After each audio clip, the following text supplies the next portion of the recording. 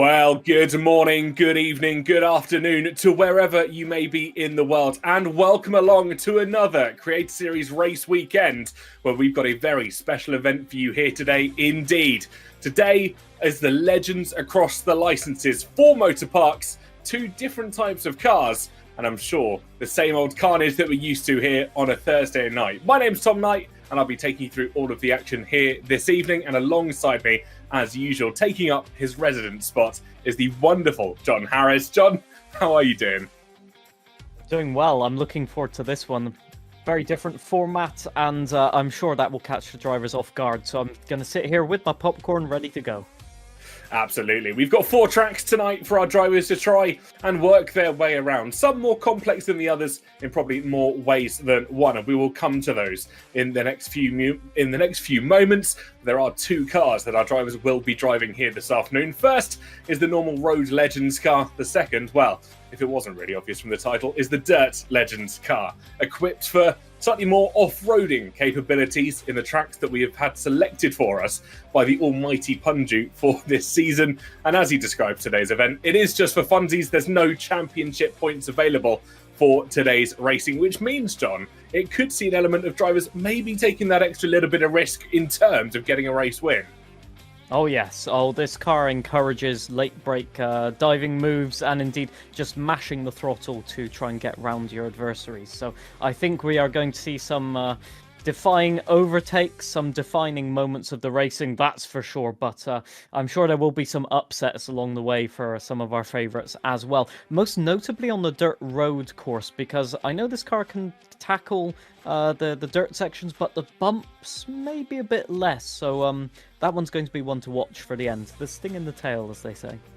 I have seen a few drivers try and do some, I want to call it practice, but it wasn't very much practice as they made their way over the dirt road course. I can confirm the front nose of this Legends car was acting somewhat like an anchor as they were heading over some of the jumps. It was pitching down rather violently and sometimes more often than not face planting its way in towards the dirt. But our drivers have got 3 circuits before we head to the dirt road endeavours where they have to try and test their wits, their nerve, and probably even a little bit of courage as well. Just to run you through the tracks for tonight before we get racing, we have the Limaland Motorsports Park, Caffeine and Octane's Lania Raceway, WeatherTech Raceway Laguna Seca, and of course Wildest Motorsports Park as our 4 venues for this evening.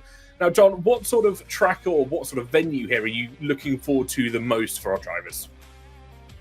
Well, I'm going to say the basic, obvious answer, and I'm going to say actually all of them. Because the main difficulty right now actually is getting used to every surface type, right? You're going right from dirt right now, you'll go then onto tarmac or sealed surface, and you've got to change your driving style completely, although from what I'm seeing on screen right now, some people don't maybe have a driving style figured out just yet. They'll get there eventually in the warm-up, but it's very difficult to sort of adapt your style on the fly. And because we've got no qualifying here, they'll have to adapt to it like that, and right from green flag racing they'll have to be perfect on every single corner. That's going to be the challenge, and that's where most people are going to come unstuck at some point.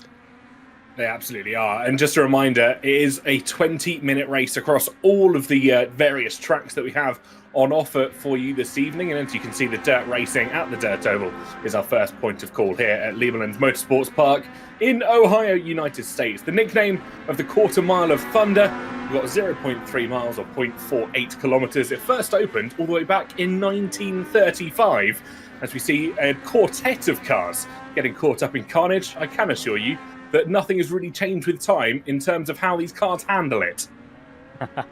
No, very difficult, obviously, oval course, and for my first time actually commentating on anything to do with oval racing. So it's a very different driving style. You can take a high line and keep momentum, or you can swoop down low and try and get the least sort of meters on your racing lap. It's a bit of a gamble of giving up track position, maybe to get a little bit of overlap of speed. So we're going to see a lot of close racing here, but very, very different driving style to what most people are used to, and definitely with the rear-wheel drive cars, they're going to be a little bit snappy, as you can see, for most of our drivers here. But I do love the liveries that we're seeing as well. Brendan Hyperstar having a self-explanatory livery that just says car on the back. I love it. It's a very, if you've ever watched or grew up with UK television, it's a very Top Gear livery, if that makes a sense to people watching at home, when they couldn't run advertising on the BBC, so they kind of had to go with warning stickers and something slightly less obvious. That is what it reminded me of in the first instance. We were watching with Ancephalosis, or were watching with Ancephalosis,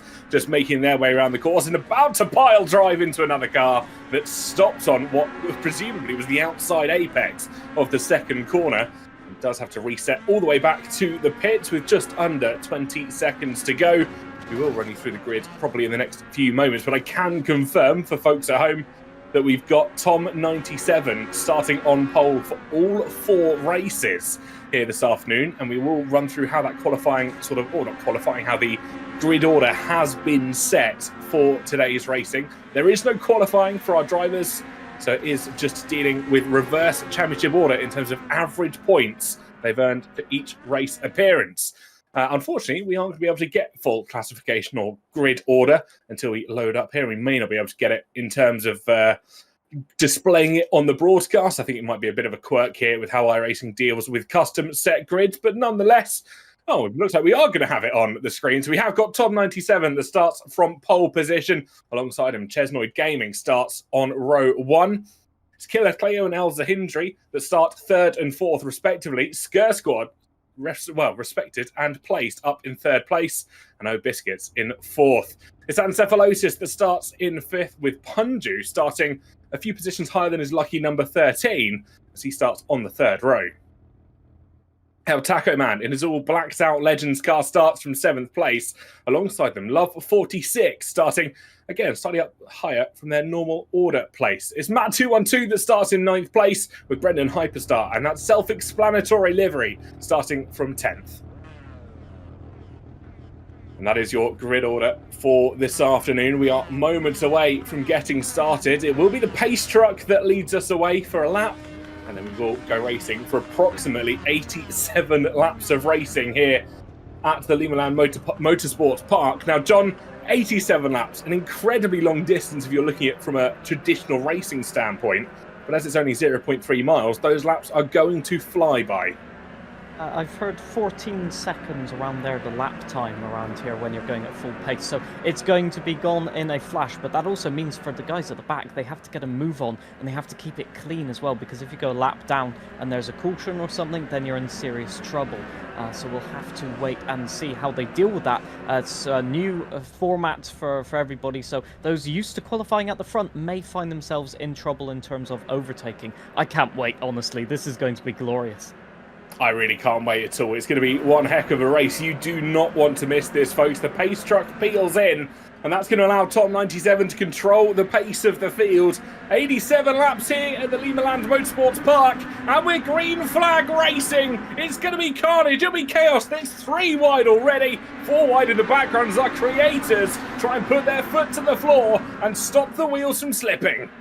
Yeah, Killer Cleo overtaken instantly there by, I think that's Ancephalosis in 3rd position right there. Chesnoid Gaming and Tom97 doing their part to stay at the front, but people already losing traction as El Taco Man just gets it really, really wide, and it looks like Kamikaze and Alex Gillen are having a go as well in the background, so a lot of overtakes there as Punju will have a big advantage here as well. He knows these cars off by heart, and he's up to 3rd place already. Look at him go. Yeah, he's had the start of a lifetime. And the moment contact between himself and Killer Cleo, that is going to be El Taco Man as well, caught up in the carnage as those cars go spinning around, dropping down the order as well. That though promotes Gillen, Blueberry and Matt 212 up in towards the top 10. The racing is still as fierce as ever here. I wish I could say that wasn't commentator's curse, but just after I said that happened. Yep, just spun around, sadly, Killer Cleo just carrying a bit more momentum, and Punju kind of bogged down on the apex, and then everybody went spinning in sympathy. When you're turned in, when you're committed to the corner, there's not much you can do. And as you can see, just after that tap, Killer Cleo gets collected as well. So, yeah, very unfortunate. They're not a lap down as far as I can tell, so they can move back up the order, but they're going to have to get a move on as the front is definitely pulling away with this at the moment. But that's the other thing as well, is dealing with lapped traffic, and not necessarily are they obliged to let you pass, so you have to just find your way past and see if you can keep the momentum going.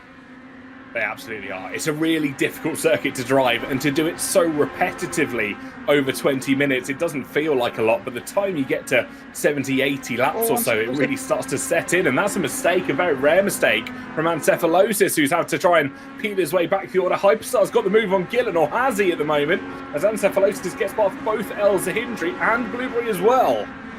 Ancephalosis was challenging Tom 97 for the lead, as well as Aerotech. Aerotech's having tremendous pace on this circuit, so he's on form and knows exactly what he's doing. As Punji making his way up the order into P15, passing Chesnoy Gaming, who has had a disaster of race. I think he may have had been caught up in that spin. So unfortunate, as Alex Skinner moves up to P7 as well. So overtakes galore here as Brendan Hyperstar looking to defend a little bit and trying to move and close in on Blueberry and indeed on Ancephalosis. So this will be a battle that heats up as they try and get going. And most drivers now, you can see, are getting used to the driving here. They're making less and less mistakes. Killer Cleo moves up to P10 as well, as it looks like Matt 212 has had a little bit of a problem on the apex there and overtaken by Sparks and Killer Cleo right there as well, as Aerotech trying to find a way past Tom 97, but it's not working out. Oh, sorry, has passed Tom 97 now, according to the timing. So Tom 97 relinquishes the lead for the first time, and look at Aerotech pull away now. Yeah, he's going to try and make this lead count. There's a little bit more carnage. The Scooby-Doo car is facing backwards. That's going to be number 15. That's Supreme TV. And that's a spin for Love 46. And that's Aerotech crashing into the car that sits in 14th at the moment of race leader, caught up in carnage amongst the back markers. I mean, he got away with it. He's still P4, so not too bad. But, you know, that could have gone so much worse. The momentum they're carrying, it just acts like ping pong balls, basically, between the walls. And that was an unintentional rhyme as well. We'll take credit for it. As, yeah, at the front, it's shaping up to be a very good battle with Blueberry in first place at the moment. But look at Ancephalosis go. He's gone all the way from that contact to back in contention for the lead. Tom 97 taking the momentum around the outside. This is a really big battle between the top five. Minor mistake from Ancephalosis there. Couldn't quite get the car turning in as much as he would have liked. He tried to challenge Brendan Hyperstar there, who's taken the outside line. And watch Tom 97 come through and do a very similar thing. He might go for the up and under here, slightly blocked off by Ancephalosis' car. And El Zahindri still slightly behind them as well in that beautiful orange livery. But I think all of our drivers starting to settle into this rhythm now, but it's Blueberry still under pressure from Brendan Hyperstar for the lead of this race. Blueberry looks like they're just a bit more in control of what they're doing. And the yellow is out, the caution is out. That means safety car or safety truck out on track. And that, for Blueberry, as they nearly ram into the safety truck, is not the ideal timing, as they were just getting away then, just managing to make the gap more and more car lengths. But that closes up the field, and that means that anybody that was having a bad time is now given a reprieve. Certainly do, and it will close the field up, not necessarily in the order because of cars maybe being lapped already or caught up in earlier carnage that had to return to the pits for some damage. From what I remember, Punji saying there is no fast repairs for this race series. They are not going to get that ability to head into the pits and get themselves out in an instant. And now, obviously, we've had a few drivers. It's Brendan Hyperstar that sits in P2 from Ancephalosis and Aerotech. Tom 97's dropped 4 places in only 20 or so laps. He did well to retain the lead. Obviously, this is not Tom's forte, let's say. You know, he's used to Formula 1 tracks, high downforce cars. This is literally the opposite of that. So I'm actually very impressed to see the pace and consistency. Just letting the others, you know, have the overcut and get past him if necessary. But he's remaining in contention and actually has done a very good job of just copying the other people's driving style. You could see him go wide just before the caution a few times and tap the wall. But he's out there learning what you can and can't do with the car, and he might still be in contention for this one, in my opinion, as I think we're back under green flag racing. We certainly are indeed. Safety truck has peeled in. We're going racing again. Just clarification on what I said slightly earlier. Damage is off for these races. So whilst they don't have any fast repairs, they don't have to endure too much damage. The only time they'd have to pull themselves back to the pits if they're truly stuck out on the circle. Believe it might be the quicker way to get themselves racing. Once again, Matt 212 gets the better of El Taco Man. So there's cars spinning about, and I wonder what's gone on further back as there's a massive collision in the first corner. Cars are going absolutely flying everywhere, and I wouldn't be surprised if we see a very quick caution again. Yeah, that was Kamikaze, Punju, and I think Ancephalosis caught up in that one as well as Matt212, who's in the pits, and Love46 as well. So a lot of drivers caught up there just on the apex. They had no choice but to just try and get around it, but with cars moving, they had to pick a line, and sometimes it is the wrong line, as Blueberry getting very loose there, and that is another caution coming out to just make sure that they can clean up the racing a little bit. Very unfortunate for those caught up in the collision, but it happens. And for Kamikaze, it means going back down the order. So that was car 28, was it? Causing that initial collision? Yeah, that's what it looked like. We were riding on board with, I think, Ancephalosis as he run up to that incident on what was the inside of the corner, had absolutely nowhere to go, and unfortunately did go straight into the side of the car that spun. Still watching, I think, from the outside here, you see the cars just spin on the inside, and there is nowhere to go for those cars that were already committed to their line. Count them up, it's 2, 3, 4, and 5 that are all involved with that incident, and no surprise, the yellow flag and the safety truck are called out.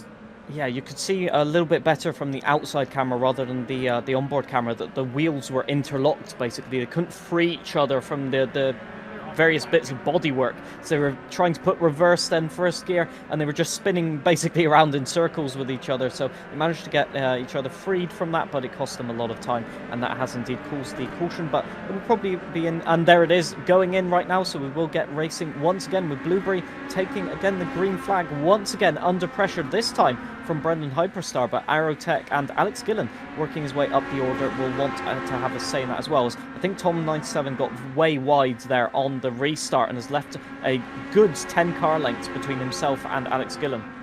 Yeah, Alex Gillen's had a good restart, or at least a good race start, as Punju tries to take the outside line. Goes around not one, maybe two cars. The cars turn in. Is he going to split the difference, though? Ancephalosis closing the door, and Punju just has to back out of that one. That could have been a pass for the ages. He's still going to look for it, though, as he has got the two cars in the sights ahead of him. He's going to be cautious watching them two battle, as we've got a spin. That's going to be the yellow and red car of Killer Cleo that's gone for a spin.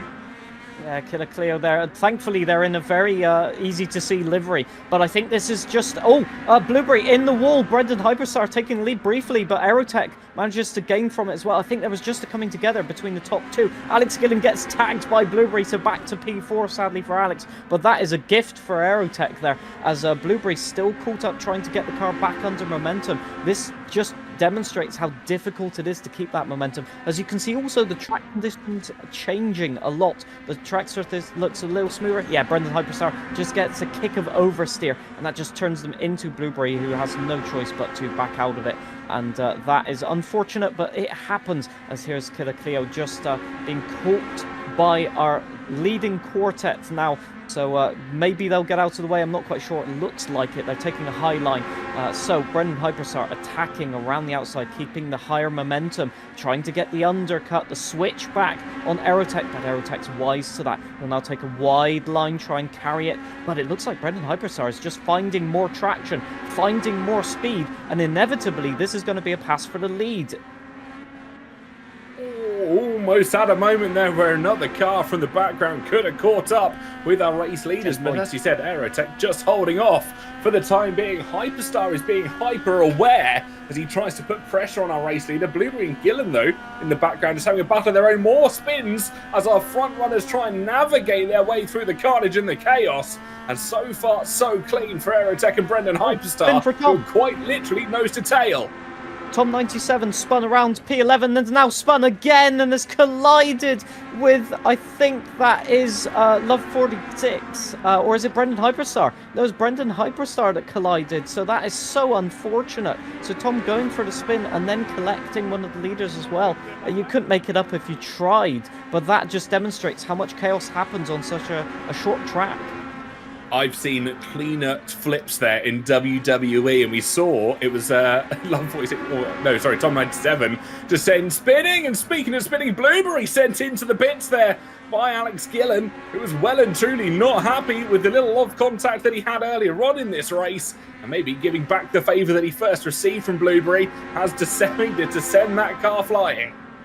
Yeah, think real-life race engineers need to write that one down. There's a new way to force your rivals into the pits. I want to see that strategy now. That was a good one, but unfortunate for Blueberry, that's for sure, as they are out on track again, trying... Oh, Ancephalosis! And I think that's Alex Gillen as well, entering into a little bit of contact there. So they're still going the argy-bargy way, or is that El Zindriani, actually? It might be that or Kamikaze. It's difficult to say with the similarly liveried cars, but yeah, a lot of battles happening in this midfield. Can confirm, I do think that is Kamikaze battling with Ancephalosis, and you have Brendan Hyperstar as well in the mix, fighting with Alex Gillen there, actually, is that car. So yeah, multiple battles there of multiple drivers just converging as Chesnoid has been sent round again. Collect Alex Gillen. Brendan Hyperstar goes around down the inside and gets an easy position swap there, but it's just all happening now at once on the track as one mistake leads to another.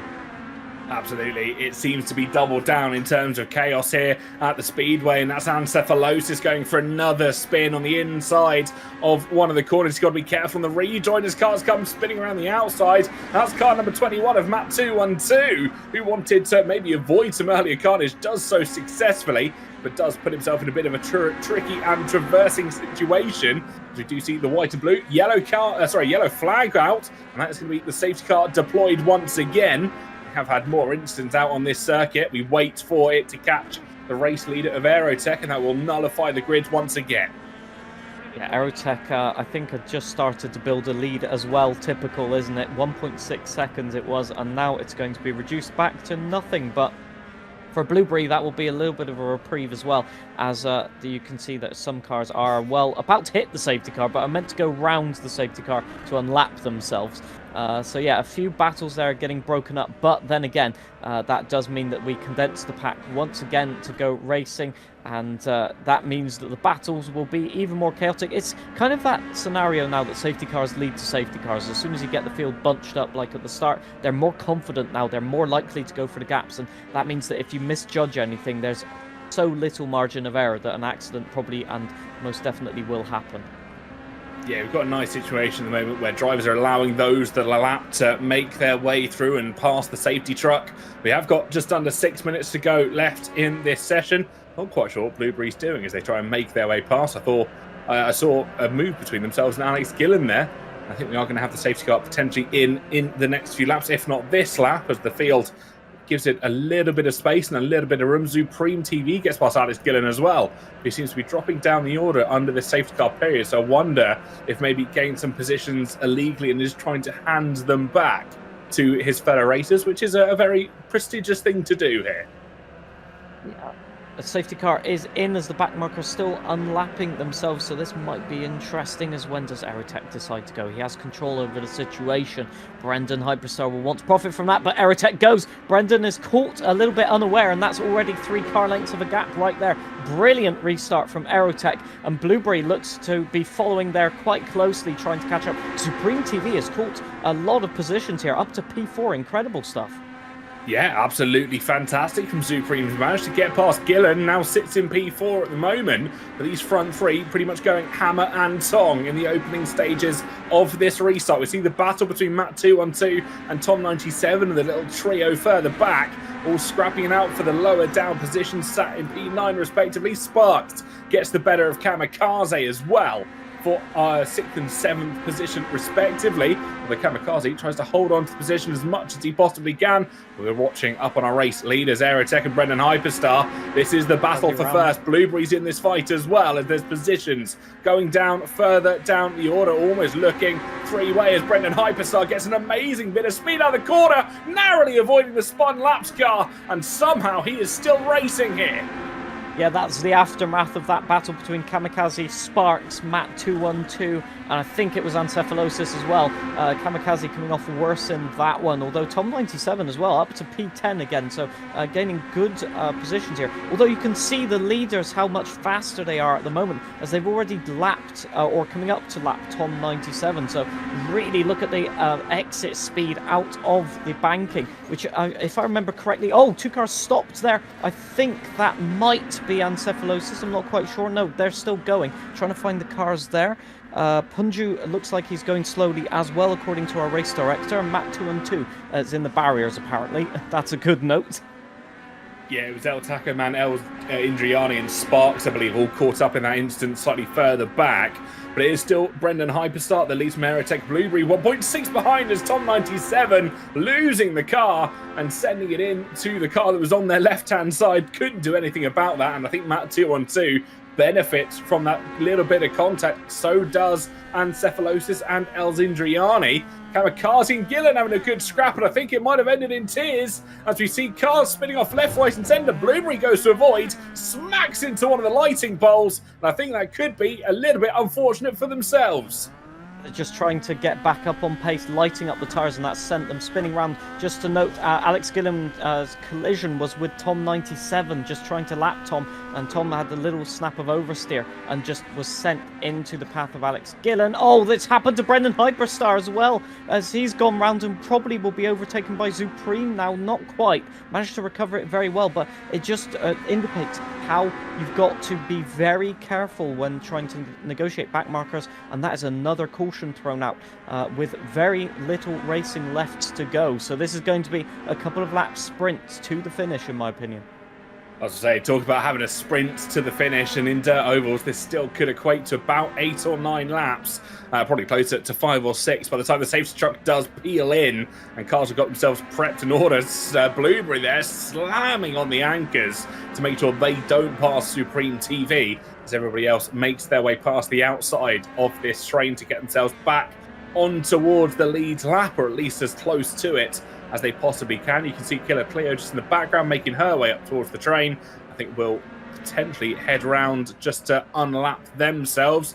Just to keep you updated, it's Aerotech that leads still from Brendan Hyperstar. Supreme TV, an almighty run through the order, finds himself in third, well, I was going to say third place as Alex Gillen goes swooping past the order, not quite realising that we might be under safety car here, and it was lapped cars going past, so he will have to give those positions back. Yes, unfortunately, trying to overtake under the safety car does not work here.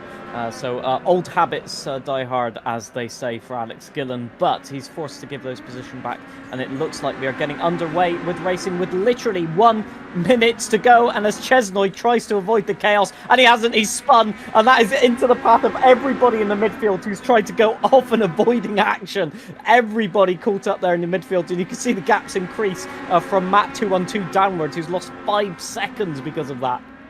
Yeah, will not be impressed. Tried to avoid it, did let the car roll up towards the banking, so probably the most sensible decision, but it's Chesnoid Gaming again. The cars have caught up with him, he's on the outside. Oh, almost looks to lose in contact with Brendan Hyperstar as they go all across the order. That's Hyperstar's chance of winning absolutely down the drain. Supreme TV almost getting caught in the same drama as well, but all this is going to do is allow Aerotech to try and make his way through, unless Matt 212 wants to try and get caught up in this last lap shenanigans. 15 seconds to go. Probably one more lap of racing here, and Aerotech leads by over a second. Goes round the outside of Matt 212, securing safety here. 5 seconds on the clock. Will come round the final corner, and this will surely be it for Aerotech. He'll come up towards the line and crosses it as he comes around the final corner. Get my corners mixed up here. Apologies, folks.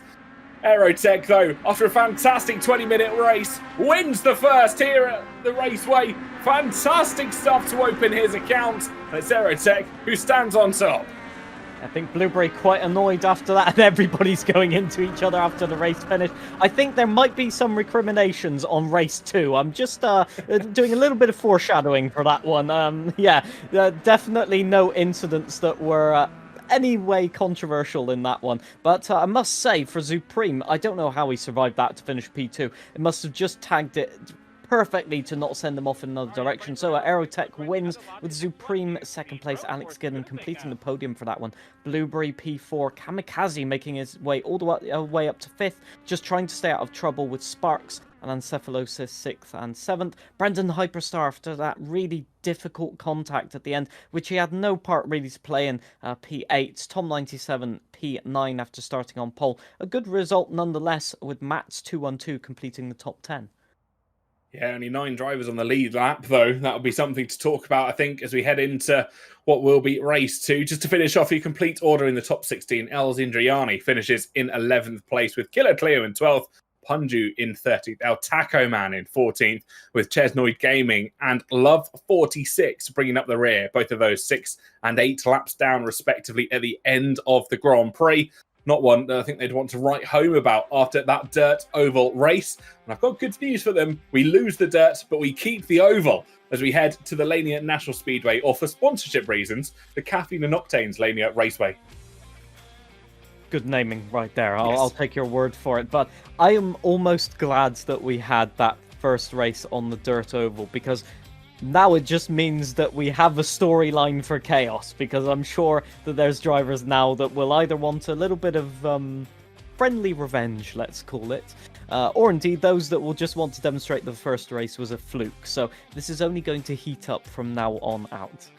It certainly is indeed. Our creators and our drivers have a brief pause whilst they get themselves into the brand new lobby, and that gives us a little bit of time for just a breather and a calm down from what we saw out there on the dirt oval. Of course, we have got more oval racing to come, and we have still got 3 more races to come. Each of those 20 minutes, each of those with the exact same grid order to start, which is somehow Tom97 on pole position, even though he finished in P9. We have got Aerotech sat in the interview waiting room, which is always nice to see. And let's see if we can drag him in for a bit of an interview. Mr. Aerotech, welcome in. 1 race, 1 victory, and by 1 second. That must feel good.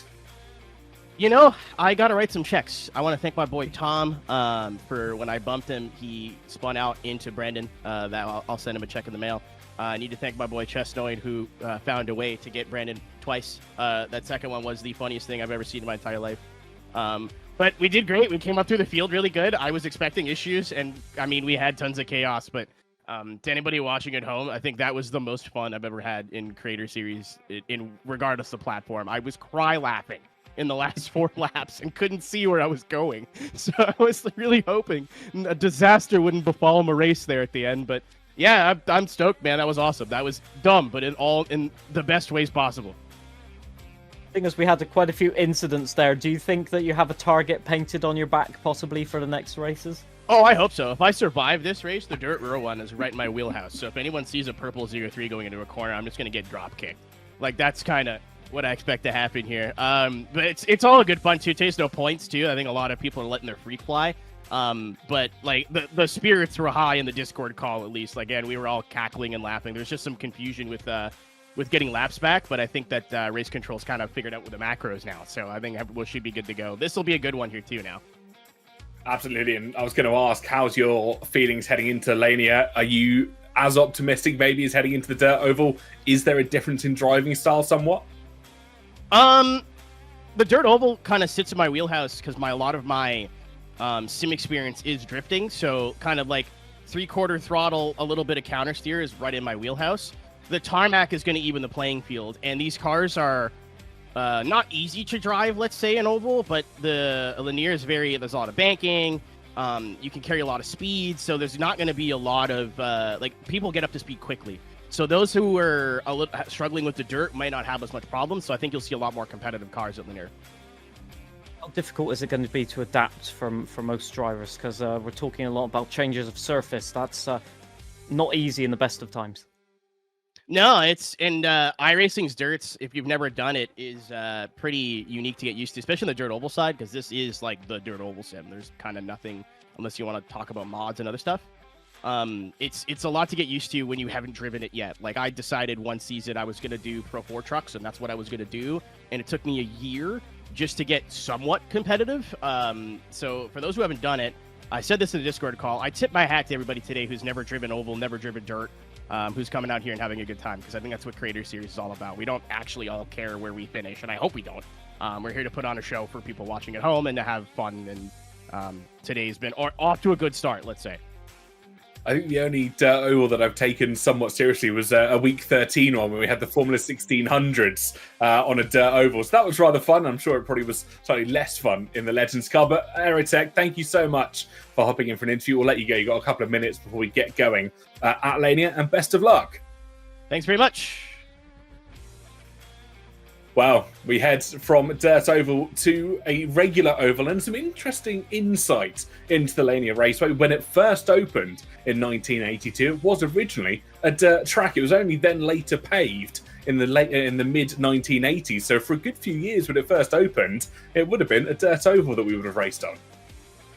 I love tracks that have evolved like that. Just so much history, so much just actually describes perfectly the evolution of racing. You know, you started really amateur, just bringing your daily car, I guess, and just driving around a dirt track, and then all of a sudden the interest in racing peaks and just goes to new levels, and you're forced to adapt the cars, adapt the tracks, adapt indeed the barriers, and even spectator zones, increase the grandstands, etc. Just these oval tracks just have that perfect demonstration of that microcosm and climate of just everything about motorsports racing that I must say I love, and it's going to be so good to see them going oval racing. I must admit that is probably peak in terms of just enjoyment. However, I am noticing that that looks like Laguna Seca. That does look like Laguna Seca, so it looks like we're going to road second of all. Maybe I've got my notes mixed up here as to which order we are going in, but I was fairly sure we were told. I had the same order of double the checking. oval. This is an interesting one. So we've had a little bit of a swap around, which is good. As we saw Chesnoid there doing a little bit of a donut. We love seeing that. So even worse for our drivers, they go from dirt oval to paved roads. So yeah, that's not going to be tricky whatsoever. So from what I've now read, and I may have read this wrong earlier, I'm going to blame Punju. He probably doesn't deserve it, but I'm going to blame him anyway. The order is slightly changed from it now sits dirt oval road, so Laguna Seca. We then head to dirt road, which will be the Wild West Motorsports Park in Nevada, and then the final race of the evening will be our oval at Lania. So now we head to Laguna Seca, probably one of the longest circuits on our racing here this afternoon. Opened in the 1957, if you can believe it or not. The length of it, 2.23 miles in Monterey, California. And there are two configurations, technically, of this circuit. First, the full and school, which focuses on the cones and the braking points and the turn-in points, which, thankfully, we have not given our drivers here this afternoon.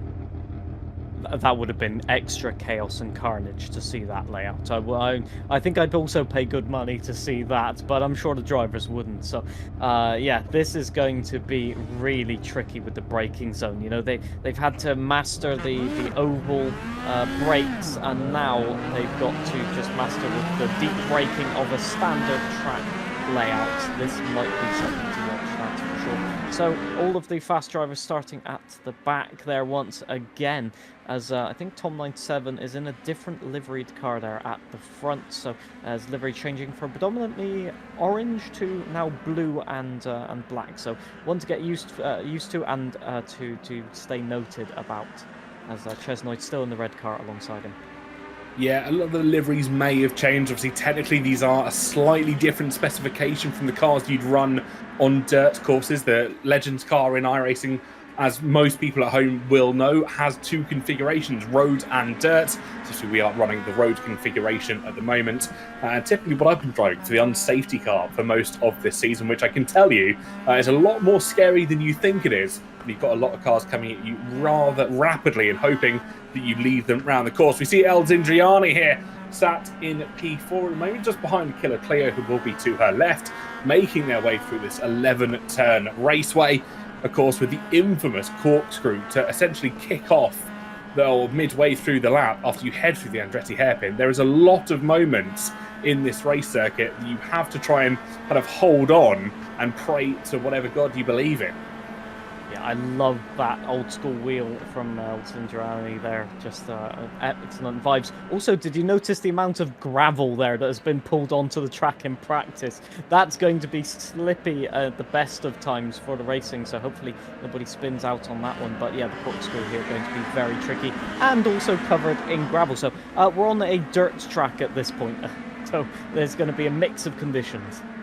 Certainly will be. Brendan Hyperstar choosing the same livery for both in his very stripped back and thankfully informative livery. If he does ever lose a part, he does know which part he's lost and where it has to go back onto his car. The safety truck peels in though here at Laguna Seca. The 20 minutes of Laguna Seca for a road racing portion of the Legends Across the Licenses is about to go ready. We await the flag flying at the top of your screens. The drivers speed up, the green flag flies, and we're underway in Laguna Seca.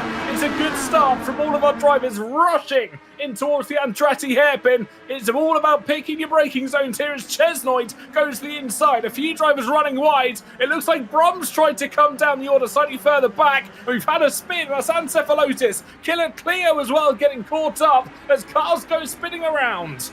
Oh, yeah, super unfortunate. A lot of people just trying to avoid the chaos. Oh, Top 97 around has collected Chesnoid. They've both gone for a spin. Top 97 still spinning. Collects Chesnoid a second time and is just trying to stay out of trouble. But that is disaster for the front two of the starting grid as Love 46 and El Tacoman last late breakers. Who's going to take it? El Tacoman up the inside. But Love 46 gets the switch back and will have the inside for the next couple of turns. What a chaotic start.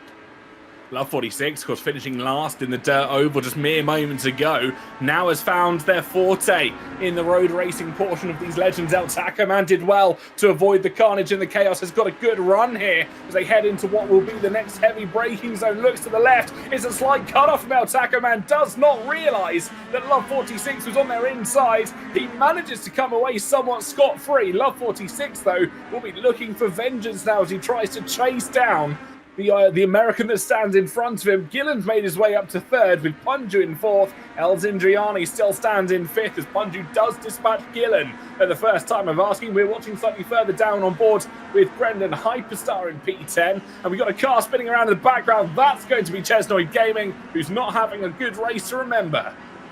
Yeah, well, when controversy happens, it usually happens in threes. That is 3 spins in 1 lap for Chesnoid. That is not ideal, that's for sure. As Alex Gooden struggling a little bit, I think he went straight on at the corkscrew.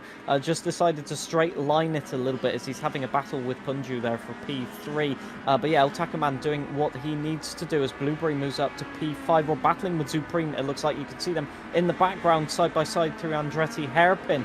But yeah, also we saw Killer Cleo dropping down the order there on the timing board all the way from P6. Oh, around goes Love 46. I think that was just a little bit of a mistake there. So unfortunate, and hopefully they haven't collected anybody. Yeah, it was a little love tap actually on the back of El Tacoman, just into the braking zone. The car just got unsettled and away they went. They've dropped down, what is that, 11 positions in just as many seconds almost as all the other drivers pile on past them. Alex Gillen trying to hold off Punju. I do love Gillen's livery though for these road racing cars. If you grew up in the probably mid to late 90s in the UK, you remember Brum from TV. That is absolutely fantastic and a good show to go watch if you're wanting some nostalgia here this afternoon. We run in towards one of the most treacherous corners in racing. Recently, we go through the corkscrew. Gillen's gone past. Tacoman's made a mistake at the bottom of the corkscrew. Gillen's our new race leader. That is so unfortunate. It's so easy to get the car sideways. Look at that from Punju. I was getting ready to commentate on a big crash there, but it did not happen. Well saved. Delzingiani, I think, making a place up on Aerotech. As, Blueberry just into the back of Punju, missed the braking zone, and I think, has just gone all the way around 360 and is still back racing. Still in P4. That is incredible stuff, battling with Zupreme. But yeah, it's so difficult to control the car sometimes. It just takes a little snap of momentum, and that is it. You go spinning all the way around as Alex Gillen now has quite a bit of a buffer. Will he be able to maintain that?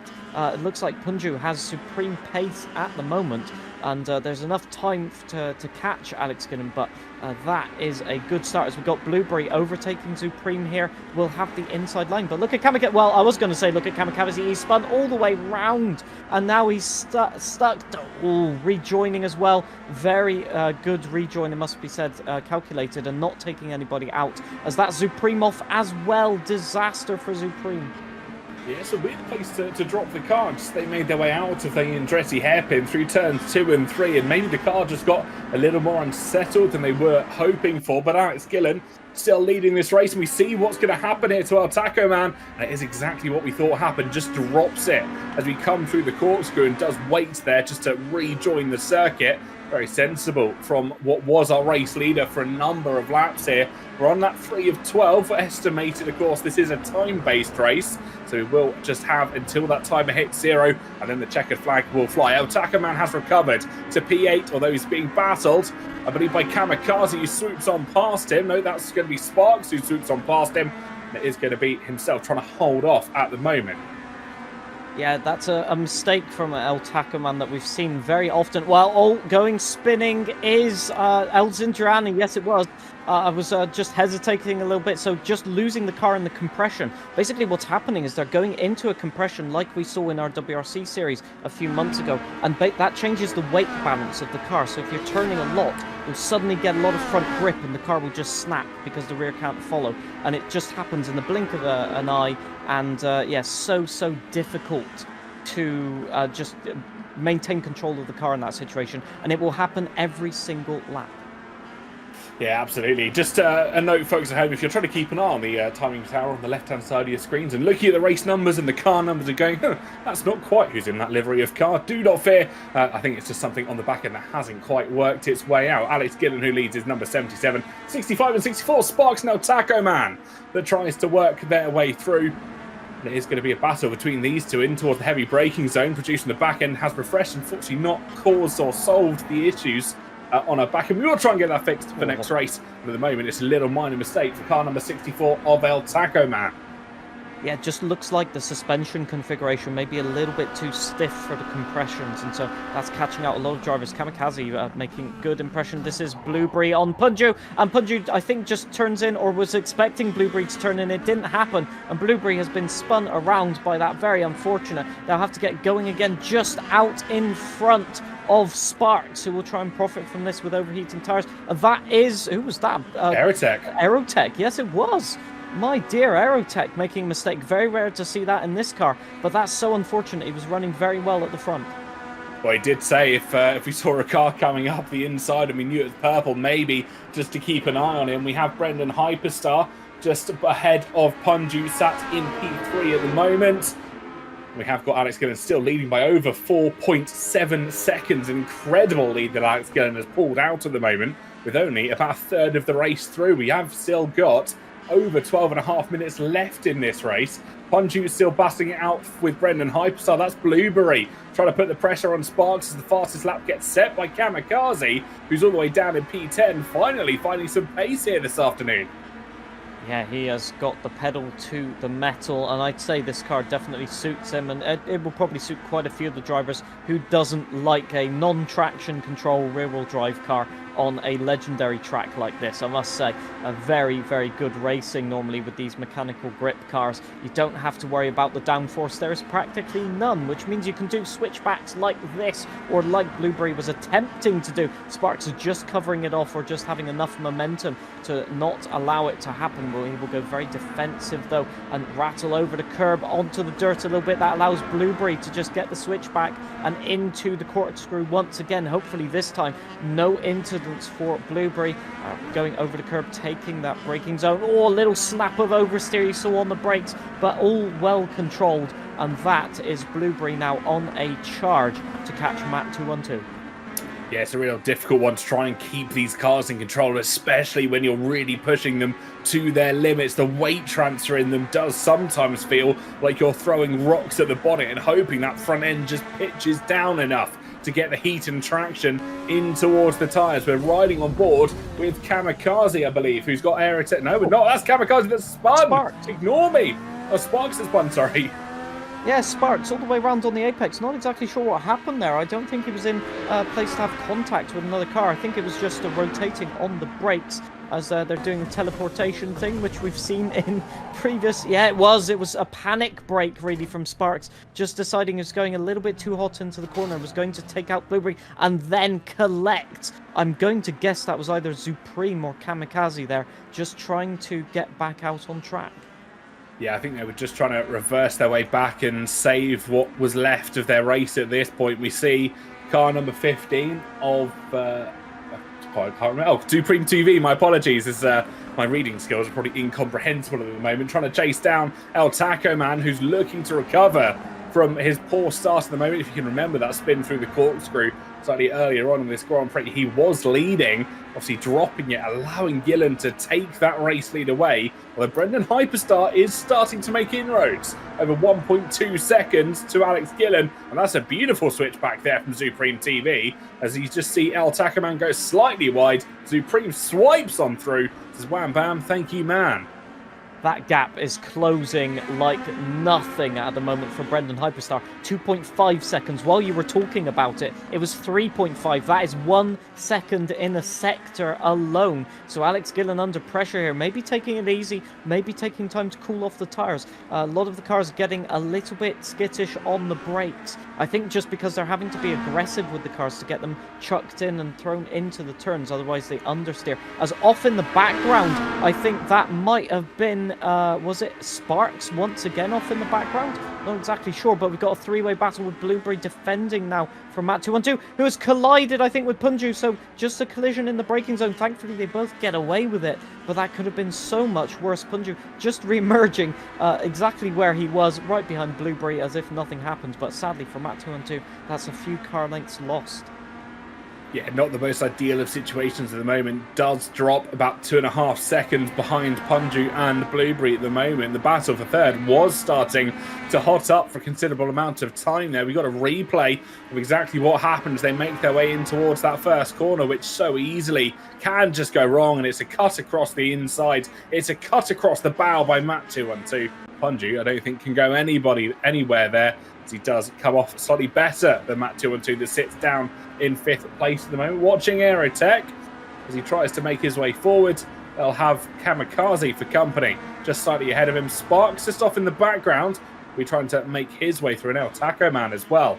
Not far off for company as they make their way in towards the corkscrew. Watch now with Alex Gillen, our race leader, coming up on back markers so early in the race with 8 minutes to go. Number 46, Love 46, who sits in 15th place. Yeah, this is not ideal for Alex Gillen, but this is what you have to deal with. And Love 46 getting tremendously unlucky in this race, it must be said. So not her fault that she's in this position at the moment. But what will Alex do? Try and get past as soon as possible. We know that Love 46 has great pace, so this might actually be a really difficult move to make. As Brendan Hyperstar, with that incredible pace for a couple of laps, he's still at 2 seconds, and that gap has been maintained for at least the last lap.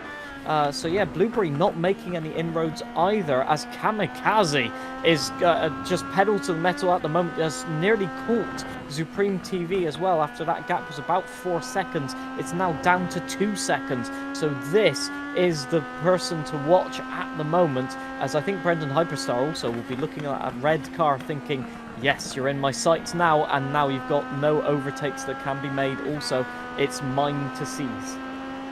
Absolutely, he's going to try and push his way forwards. The question will be, can Gillen be held up slightly by Love 46, as you can see on the timing tower on the left-hand side, down in 15th place. Tom 97 has again had a race to forget in this Laguna Seca road section of the Legends Across the Licenses. There's minor mistakes from Love 46, but not letting Gillen past. No major yellow flags that we would, blue flags that we would expect here on the road course. They have to get past of their own fruition. I don't think Gillen quite has either the confidence or the grip to go for it. And the more time he spends behind Love 46 here, the more time inevitably he is losing to Brendan Hyperstar. Well, yes and no, because if you look at the gap, it's come down 1/10 of a second, right? But Love 46 is actually keeping the same pace as the leaders, hence why Alex Gillen can't get past. So if we look at the race time left, realistically, possibly, as long as Love 46 doesn't make a mistake, Alex Gillen could just sit behind and just wait for the time to tick down. Although Brendan Hyperstar does take the fastest lap of the race, it's 1/10 of a second, so it's pressure on Love 46, paradoxically, to sort out this race lead. That's an interesting one. Interestingly, Love 46 has actually been in the pits. They've stopped for a new set of tyres. Of course, there's no mandatory pit stop in these 20-minute races, so there's no requirement to go in. but they have done so slightly earlier on in the race. They're on 4-lap-old tyres compared to Alex Gillen's 9-lap-old tyres, so they will have that advantage, maybe trying to drag them through at the moment, and that might be what's keeping them ahead of Gillen at the moment. The fastest lap for our race leader, a 39.530, just 0.3 slower than Brendan Hyperstar behind. Say incredible spot on that one, TK. I didn't even notice that they'd been in the pits, but well spotted. Will that make a difference in the end? Will the tires start going off? We can see the gap now down to about 1.7 seconds as all sparks all the way over. Can Supreme profit from this? I think perhaps they can get it done. I'm not sure. Sorry, Matt 212, my apologies. Supreme up the inside, and yeah, the black liveried cars. Oh, Matt making a mistake right there from the rear. The cars looked exactly the same. So yeah, Matt just struggling with the car today, and that puts him outside of the top 5. But Punju not managing to make the headway he did mid-race, and he's fallen out of the battle for the podium for the moment. Can he make any headway now, as Blueberry looks to have good pace as well? The gap to Brendan Hyperstar now out to 2.3 seconds, so perhaps has something happened right there. I maybe doubt it, but you never know with the pace at the front. So easy to make a mistake. Yeah, I'm trying to keep an eye as we make our way through. Matt 212, though, still on the back of Supreme TV, and by extension, Punju, who sits in P4. The podium may no longer be on, but they are certainly battling out for position. And as we alluded to earlier, there are no points, there's no championship points at least on offer. It is all about bragging rights amongst our drivers as we head for Is This Special Event 2 of 3 in our iRacing calendar of the season. We're seeing here car number 16, that's going to be Kamikaze, trying to put pressure on Matt 212 just ahead, and Kamikaze continuing to set faster laps as we make our way through. Last time around 1:39.4, he's still got the fastest lap at the moment. No, he hasn't. He's been taken away, my apologies, by Brendan Hyperstar. But fastest lap of 1:39.2. You can see the concentration that he's got. Bump drafting, in fact. Matt 212 as they make their way up the hill. I wonder if he's going to go for a move here to the inside and get the move done. And that's the sort of move that Kamikaze absolutely loves. He'll wait for the opposition just to make that minor mistake, and he'll capitalise on it. That was absolute bullying right there from Kamikaze, just giving him a nudge in the, I won't say the braking zone, but in the preparation zone for the corner, just to unsettle Matt 212. He went a little bit deep into the corner. That allowed Kamikaze to get up the inside and take that, as we've got Love 46 crashing. Oh, it's a spin right in front of Alex Gillen. So close to taking him out, but that means that the leaders have been released, and sadly for Love 46, a bad day gets even worse. Also, not a good day for Killer Cleo or Ancephalosis for the moment, but they will have a chance at redemption, as here you can see the gap between our leaders, 1.5 seconds now, as Brendan Hyperstar tries to close in, but Alex now has clean air once again. Can anything happen about it? As here we have the battle for the podium, well, just outside the podium actually, for P4, as Kamikaze overtakes Punju as well to get himself up to P5, with Supreme valiantly defending for the moment. They're so far holding on. Supreme, but Kamikaze we know is one sly fox. He'll try and make everything work in his favour as they make their way through this race. Punju just on the back of Matt 212, I think just chilling at the moment. Might look for a move as Kamikaze to the inside. Gets the move done on Supreme. Fantastic stuff. And moves himself up to 4th place, and now will try and run potentially for a very last minute run at our podium sitter of Blueberry, who sits in 3rd place. But I think it may be too little too late on this occasion, as Punju also loses out to Matt 212. But speaking of Brendan Hyperstar, I think he may need some therapy after today's races. The amount of near misses that he's had in the first 2 alone here, John.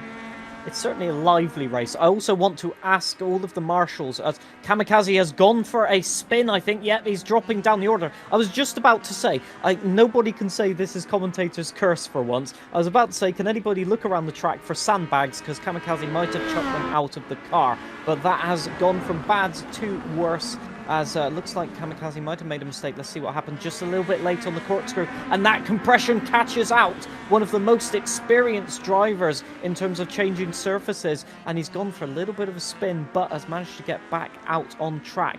As that is, I think, is that the last lap being announced there by the white flag? It might be. Yeah, it will be. 1 minute 39 lap times, 1 minute to go. So our drivers will probably be on towards their last laps here. Gillen still leads by 1.2 seconds. Unless Brendan Hyperstar has got something saved in his tank, I don't expect him to try and mount a challenge, although he is gaining hand over fist in some of these braking zones where he's slightly more confident in the Legends car braking ability. I think Gillen is on the mindset now of just bringing this car home safely, avoiding mistakes. He does run wide, though, but I think that is just going to be a little bit of, shoreline damage for himself. It won't majorly affect that car coming home.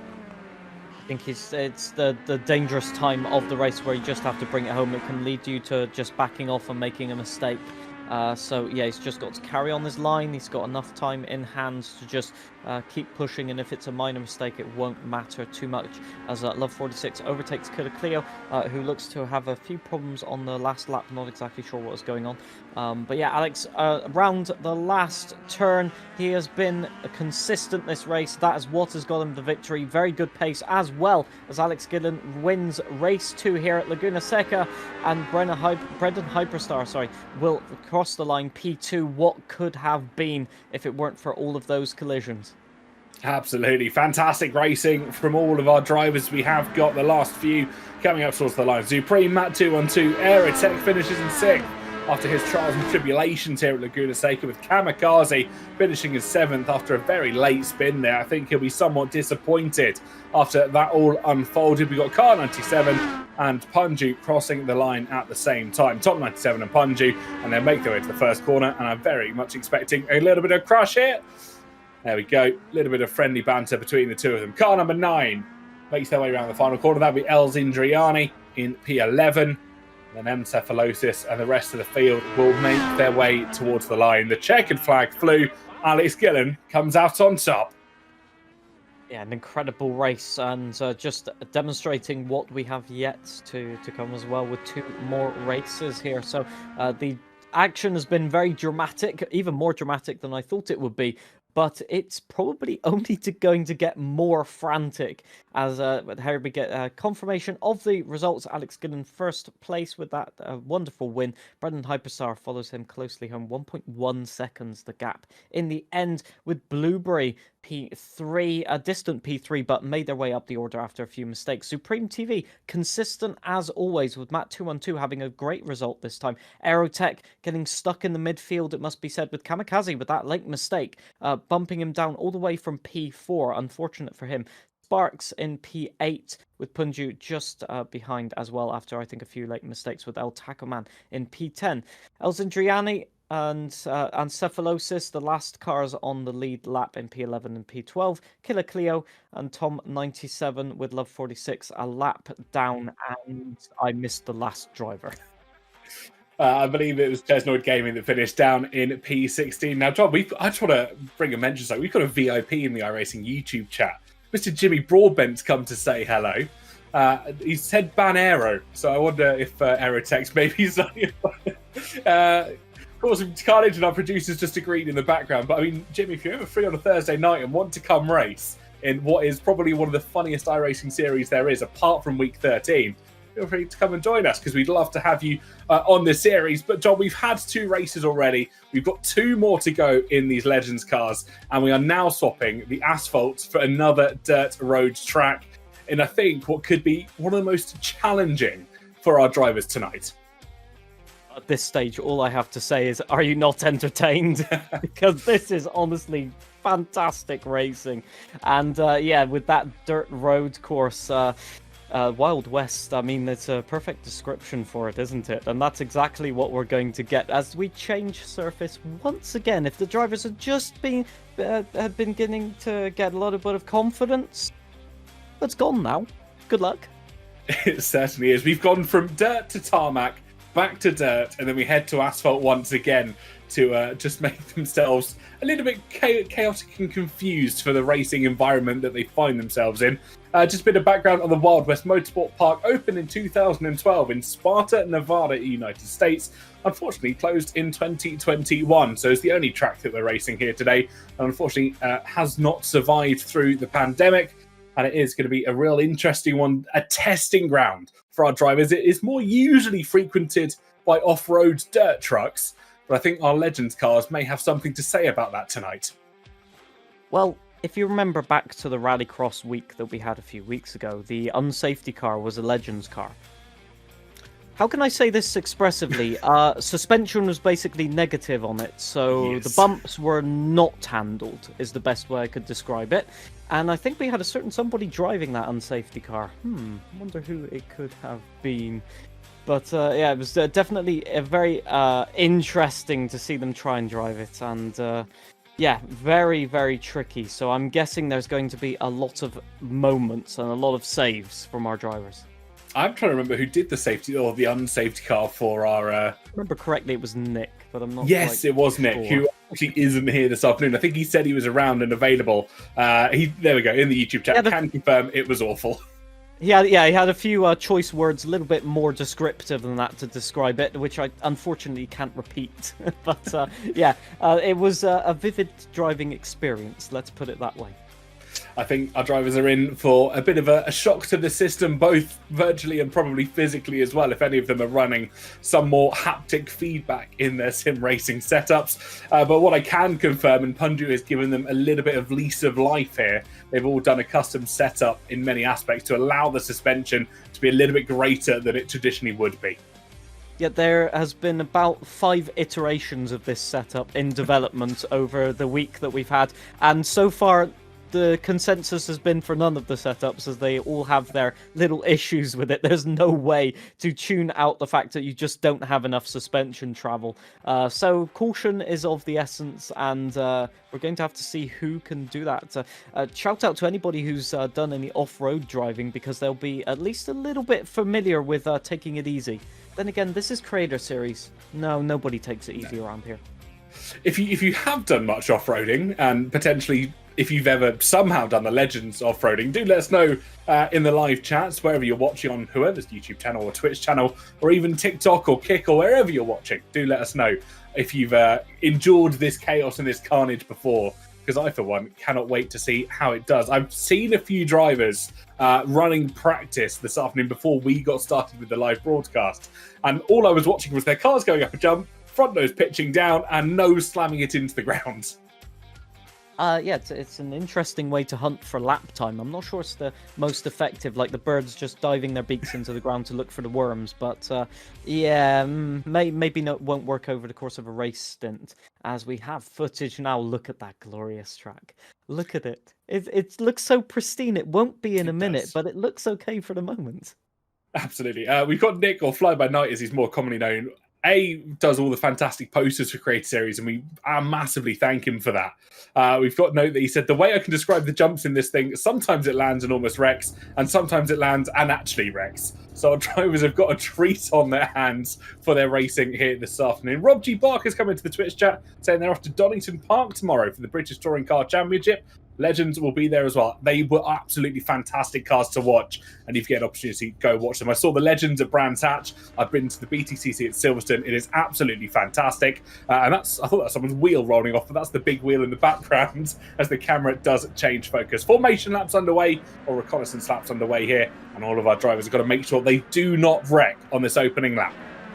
I think the most interesting is going to be looking at the camera angles here, because we are going to see just a random car at some point popping up into the camera view on its roof somehow. We won't know how it's happened, as we've got, hang on, we've had drivers crash during the formation lap. What's going on there? I think it was Brendan Hyperstar having a little bit of a moment, but look at the cars over the jumping. And we are Green Flag Racing. Sorry, my apologies. A very short starts there. I was expecting a full formation lap, but Tom97 has taken the race start, and it's already chaos right from the get-go.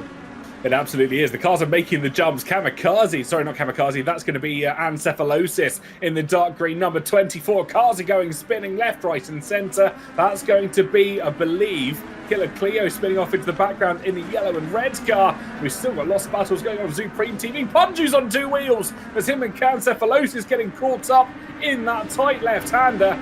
All of our drivers in amongst this field are going left, right, and centre somehow, though, and it's a miracle on our hands. Tom97 still leads, folks. Was that Kamikaze spinning around? There was somebody spinning. It was Kamikaze going all the way around, but that's the contact between Ancephalosis and Punju getting stuck once again, like on the dirt oval, and everybody having to take avoiding action because they can't actually see over the barrier. But yeah, we had Kamikaze off as well as look at the cars over the jump. They are landing flat for the moment, but if you just have a little bit of a twitch in the steering, it can just all go wrong, as that is pit exit as well. So we've got a car leaving the pits. I think that's Blueberry and El Taco Man as well still in the pits. So yeah, very, very difficult start for our drivers here, as it looks like Tom97 still in the lead, and that is Supreme around, and I think Alex Gillen collected him as well. Yeah, I think that's Supreme getting caught up. That's going to be number 77. No, that was Gillen getting caught up, I believe, as he made his way through and spinning around. I think the livery might have had a bit of a shake-up, as Alex Gillen now running a very similar one to what we saw on Supreme earlier on. We've got a battle up at the front, though. Car 16 of Kamikaze trying to pit himself up against car number 10 of Brayden Hyperstar, and it's Kamikaze that gets the better over these jumps. You can see the front nose of these cars just pitching down as they come over that jump, and that's Blueberry finding out the consequences. What has Tom97 had for breakfast here is 3.8 seconds in the lead. That's incredible. He's just taken the green flag and just pulled off into the distance. Look at him go, bouncing his way around the course. I dare say he probably hasn't had much practice at this, but he's just a natural. And Kamikaze and Brendan Hyperstar battling will mean that he just has a little bit of reprieve. And now on this course, it's kind of a mix, as Killer Cleo just clouts the wall on the inside there a little bit, with Love 46 having to take a very tight line as well. So Elton Driani involved in that one too. There's just so much room for mistakes and errors, but it's a wider line than on the oval, so you can get around people, and it means the defense is very difficult if you don't have the pace or indeed the confidence, as look how much you have to be careful about your lines over the jumps. Absolutely. I want a camera down at the turn, just at the exit of the start-finish straight, where those cars are taking this jump now, and the sound effect of the wee going off, and that's Supreme, I think, into the wall. Yeah, off, just ricocheted, sort of like bounced and off into the wall as well, and spinning around on the little mound of earth that you have on the side of the track.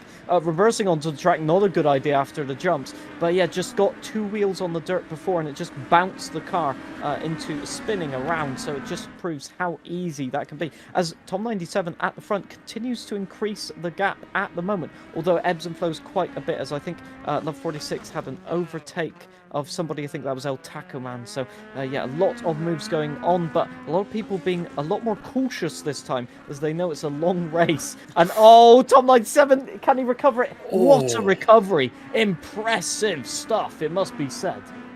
May have been a recovery, but that's allowed Kamikaze to gain at least 2.5 seconds. Who's on their roof there? That's an interesting one. They're just becoming a prop there on the inside. Is that Matt 212? It looks like it's Matt 212 there, as I've noticed his time keeps increasing, so that's an interesting one. Unfortunately for him, that is just a desperate time right there, and so interesting that it happened so late after the jump. I kind of want to see what happened with that one, as Tom's still fighting with the car on traction, and that is allowing Kamikaze to just close in. Kamikaze's been so consistent for the moment, but here he is in his element, really, after all of that experience on the gravel stuff. Tom97 running out of confidence, I think, and just clouting it against the wall a little bit. Brendan Hyperstar gets past as well, and it looks like Aerotech is hunting him down too. Well, it may have lasted 5 minutes, but Tom97 did lead this race for a considerable amount of time. We see the cars just jumping over that first bump. You have to take that as straight as you possibly can, otherwise your car is going to send all sorts of directions when you do hit the deck. Once again, the fastest lap goes to Blueberry with a 53 second .538, which meaning we are expecting roughly about 22 laps here of this circuit. Aerotech finds himself in P4 now, onto the back of this quartet, and could be a quintet very quickly, as we do see a car just in the background. I believe that is the lapped car of Matt 212 just making their way round the circuit. And we are going to have a battle between Aerotech and Tom97, as Aerotech has found confidence once again. Yeah, he's drifting the car around the corners like no tomorrow. This is supreme confidence. I think Tom is trying to do the same, but it's such a different style to adapt to. Tom is used to a high downforce car, as Oh no, he's lost it just on the jumps again. An incredible recovery, but look at the time he loses. He's going to be overtaken, but I think that is Sparks, or is that Blueberry a lap down? I'm not quite sure. It's Blueberry a lap down. Blueberry's lost it as well in sympathy, I think, and Tom's had to take avoiding action. So Blueberry on the charge, trying to get the fastest lap, if nothing else. But yeah, that is very, very unfortunate for Tom. As I was about to say, he's used to high downforce cars, and unfortunately, with this, it's a different driving style because you got to keep the throttle on, keep it sideways, keep the power planted, and just control that drift, which is a very unusual technique for, say, a track racing car that has a lot of downforce, so very difficult to adapt to, and he's doing a great job regardless of the mistakes. Yeah, I think if we're going to pick one driver to maybe have a fantastic comeback here, I could be pinning that on Aerotech again. We heard when we were doing the dirt oval, as that's a mistake further back. I didn't quite catch who that was. Matt 212. Oh, Matt 212.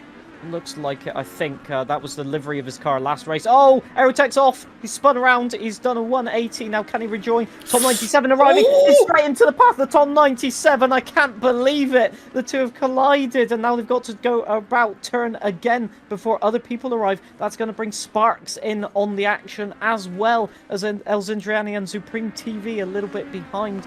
So, yeah, crazy stuff happening. I think that was a little bit of panic, to be honest. And it looks like we have a caution thrown out.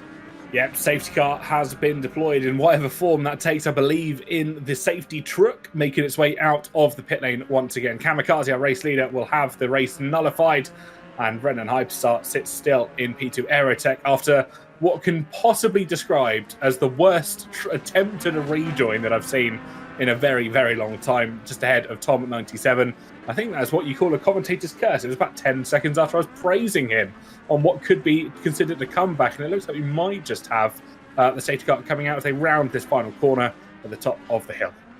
It reassures you, TK, you're currently or I'm currently 2-1 to your commentator's curse, so you're still doing okay. But yeah, it's very, very unfortunate. I think it was just a little bit hesitant on where to turn around because it's just after the jump, so there was a possibility that Tom would get a little bit unsettled and would take a different line. Aerotech tried to rejoin thinking about that, but paradoxically Tom had a perfect jump and yeah, just was straight out into the path. Was Aerotech on Tom 97. And this is the pack catching up to that safety car. Kamikaze, Brendan Hyperstar, and I believe the lapped car of Blueberry just making their way through, and will hopefully try and unlap themselves. Kamikaze, though, by name or by nature, not slowing down too much on those jumps as they approach up towards the pace car. We head on towards what will be lap 10 of essentially roughly around 20 laps going to be completed here at the Wild West Motorsports Park. Of course, if you have just joined us, welcome in. This is the Legends Across the Licenses event that we're running here for the Creator Series. This is two of three special events that we're running in our iRacing calendar in the summer switch-up. The first was our endurance race in GT3s. I believe the other one is going to be the Indy 500 we're running slightly later in the month of September. But all of our drivers here at the moment doing a free track combo, a free car combo. Obviously, 4 races in one night will take a bit of toll on even the best drivers here, John. There was a car colliding with a safety car just then. That's not ideal. I was trying to figure out who it was because I don't think the numbers are lining up. It might have been, no, it can't have been Love 46. But anyway, very unfortunate for them. It's very, very tricky races here as they've got to adapt to different conditions over these 4 races. And so far, we haven't had a clear sort of leader in terms of pace. It's been different people every single time. Aerotech had a brilliant first race, but has fallen foul to a few mistakes in the next 2 races here. Alex Gooden winning race 2 so far, so on the tarmac of Laguna Seca, and now we've got the race turned on its head with Kamikaze leading so far. So your guess is as good as mine. You'll have to stay tuned as to who's going to win this one. Yeah, it's a real interesting one that I think we've got on the moment. As you see Punju bobbing and weaving, trying to make his way through the pack and towards the crest of the hill, but the pack is so spread out at the moment. It's not like we've seen in the oval racing right at the start. It is so diverse because drivers are really having to get used to how to drive not only these cars on dirt roads again, but also the jumps, the ebbs, the flows that this circuit really loves to throw at our drivers. And you can just see how diverse the field is and spread apart. I think most drivers are just catching up to the back of the safety car here, as that's going to be number 77, Alex Gillen, absolutely flying in towards these jumps, really wanting to catch up to the back. Oh, little rear end kick out, but does manage to hold it safely. That answers the who collided with the safety car earlier. It was Alex Gillen. There you go. I recognise that livery. But the hypothetical question, do you think the drivers would prefer to be in the unsafety car right now or in their Legends cars? Which one has better suspension? I think it's the safety car. I think it would be the well, it depends on how quick another collision with the safety car. That was who was livery, that? I don't quite know how they're missing this massive four-wheel drive pickup truck that is driving in front of the field, but alas, maybe the vision is so restrictive in these Legends cars. It looks like the safety car might be peeling in here. Yeah, it does indeed. Green flag once again, and over the jumps they go to the top of the hill, and it's Kamikaze that leads. Aerotech's had a fantastic restart, as he's already got the better of Brendan Hyperstop. Tom 97 as well still stands in P4 trying to make a challenge.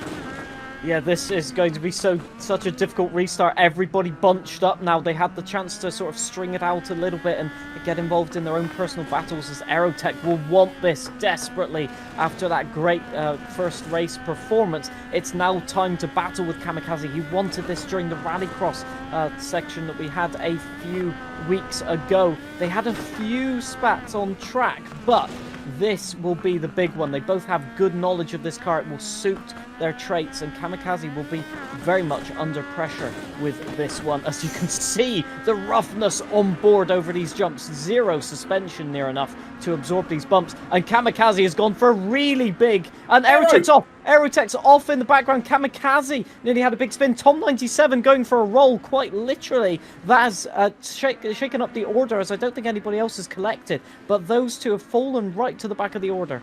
Oh, Love 46 going for a tumble at the end of the jumps across into the pit exit there. They were running in 4th or 5th for a couple of moments there. Unfortunately, had a bit of contact, ended up on their roof, and into the pit lane they got sent. It's the first time I've seen the car jump into the pit lane for a considerable amount of time. Kamikaze there, saving it incredibly well. Couldn't say the same for Aerotech, and then Tom 97, out of pure pity for car number 3, to round it up to 100. Finds himself rolling around as well. The second time this race that's happened to Tom 97 and Aerotech, except I think this time it was... Oh no, it was still Aerotech going off first and then Tom collecting him. So unfortunately we have things repeated. Just want to point out as well, got caught out by the race start because unusually on this track, the safety car line or the safety car pit entry is after the start line. So the safety car peeled into the pits. We were green flag racing on lap 1, and I don't think we noticed that one. That's an unusual one. But yeah, El Taco Man and Sparks battling as well for that P3. As Sparks all the way up the inside, can they get it stopped? Oh, just about. But that was very confident driving there, with Supreme trying to take advantage of it as well. Tom 97 doing good also with the pace. It looks like he's got the pace, but the consistency missing a little bit. But you can see how difficult it is to drive at the moment, as I think El Taco Man having a few problems as Sparks gets through, and maybe Supreme up the inside as well. They're side by side for a moment into the last turn. Can they get anything done? It's a very long turn as Blueberry sets another fastest lap of the race. Yeah, so far so good. Flying for Blueberry, sits in P11 just behind Killer Cleo. After what can only be described some earlier instance, the unlapping has happened and they've got themselves back on towards that lead. Lap deep by Supreme TV, sends out Taco Man spinning, and that is going to be really unfortunate for Taco Man, who finds himself falling down the order. But it's another mistake just creeping in at the top of the hill where drivers aren't quite picking the braking zones that they would have liked. We've got Sparks here with Tom 97 just ahead of Aerotech as well. So they make their way through. It's going to be an interesting one to see how Tom 97 can hold on. Our race leaders though here, Brendan Hyperstar and Kamikaze, making their way just down the hill in towards those series of jumps that you have to take perfectly with 5 minutes to go. Oh, there's a car off there. I think that's Matt 212 going for a bit of a tumble. But people will be pushing the limit now. So look how close they are. These two front runners to just having a disastrous jump They have to push limits. Brendan Hyperstar putting Kamikaze under huge amounts of pressure. I will admit, I didn't expect this one, but Brendan Hyperstar, definitely a star of the show at the moment. Tom 97 up into podium positions again. Look where Aerotech is as well. He's catching up. This could be a fight, literally, to the last couple of minutes for P3, with 3 credible drivers battling over that, as we still have a battle for the lead. Kamikaze defending the inside line like a champion, but how long can he hold off? That's going to be the question. I wonder if Brendan Hyperstar can maybe try and use some of these lapped cars that are coming up to play fool's game. And it's a mistake by Brendan Hyperstar. Touches the wall, but manages to recover it to an extent that he's not going to completely destroy that car. And I think he got off by the barest of margins there, but this could be a lifeline for Kamikaze. We're watching the battle for third. Sparks, Tom 97 and Aerotech, all 3 of them fighting it out for the last of the podium places. The car's trying to settle as they slam back to terra firma, and Tom 97 looks to the outside of all 3 of them. Can he try and make that work? No, he's actually losing out the place to Aerotech as they run down the hill once again. Aerotech, that inside line, proving absolutely valuable here. Yeah, unlike the oval, you can see there's a little bit less banking on these turns. That means the outside line isn't necessarily the best, although Tom lost out on the inside as well. So it just looks like Aerotech... Oh, well, I was about to say has the confidence. He spun around as I was saying that sentence. He's parked on the inside. He's stuck on the inside. He nearly reverses out into Supreme's racing line, and Love 46 around the outside. Was that? No, I think that was perhaps Alex Skinner. Not quite sure exactly who that was, but they might be a lap down there, or unless the timing board. And that is Supreme spun around though as well, so lots of mistakes happening here with 3 minutes remaining. So drivers have a lot of confidence, but the car isn't giving them the grip that they need. Matt 212 off. I think the 3rd time this race. Is very unfortunate, that jump. Whatever's happening, it's not agreeing with him in that specific part of the track, as Tom, I think, had a little bit of a tumble there as well. Yeah, so far, Tom 97 on the back of Sparks, still fighting for the last of the podium places, and you can see where they're starting to struggle in terms of these cars even further back. I think that was Love 46 maybe having a bit of an issue trying to get the car turned in for the right hand. We've got a replay here, and this is going to be, I believe, Killer Clear. No, it's going to be Brendan Hyperstar losing it. That's a very unusual mistake. He was so close to flipping onto the roof as well. That could have been disastrous. Still in P2, but has lost a lot of time as off goes car 13. That's Punju, and he's got it stuck on the fencing. I can't believe it. He might have to tow to pit lane because of that. That is an incredible crash that I don't think we've seen for, ever, at least for my time in the commentary box. The tyre getting hooked onto the safety barriers and the sponsor boards, and he did have to tow back to the pit lane after that. And that is well and truly Punju's race over, with only a minute and a half left to go of this race here at the dirt road, the Wild West Motorsports Park in Nevada, United States. The battle for the lead well and truly nullified after that mistake by Brendan Hyperstar, as the gap now stands at 6.5 seconds and increasing. And I wonder if something's happened maybe to Brendan Hyperstar, if that could just be as the cars work their way through. The battle for P3, though, still well and truly on the cards between Tom 97 and Sparks. Yeah, when we said about hooking the inside line, I don't think Punju had the right idea. He had the spirit, that's for sure, but it didn't really work out for him. Yeah, Tom 97 body on their roof. Was that what's going on there? I'm not exactly sure what was going on. There is somebody on their roof just parked there. Who was that? Was that Matt 212 again? Or no, it was encephalosis. Incredible stuff. This race just keeps on giving in terms of entertainment, I'll be honest.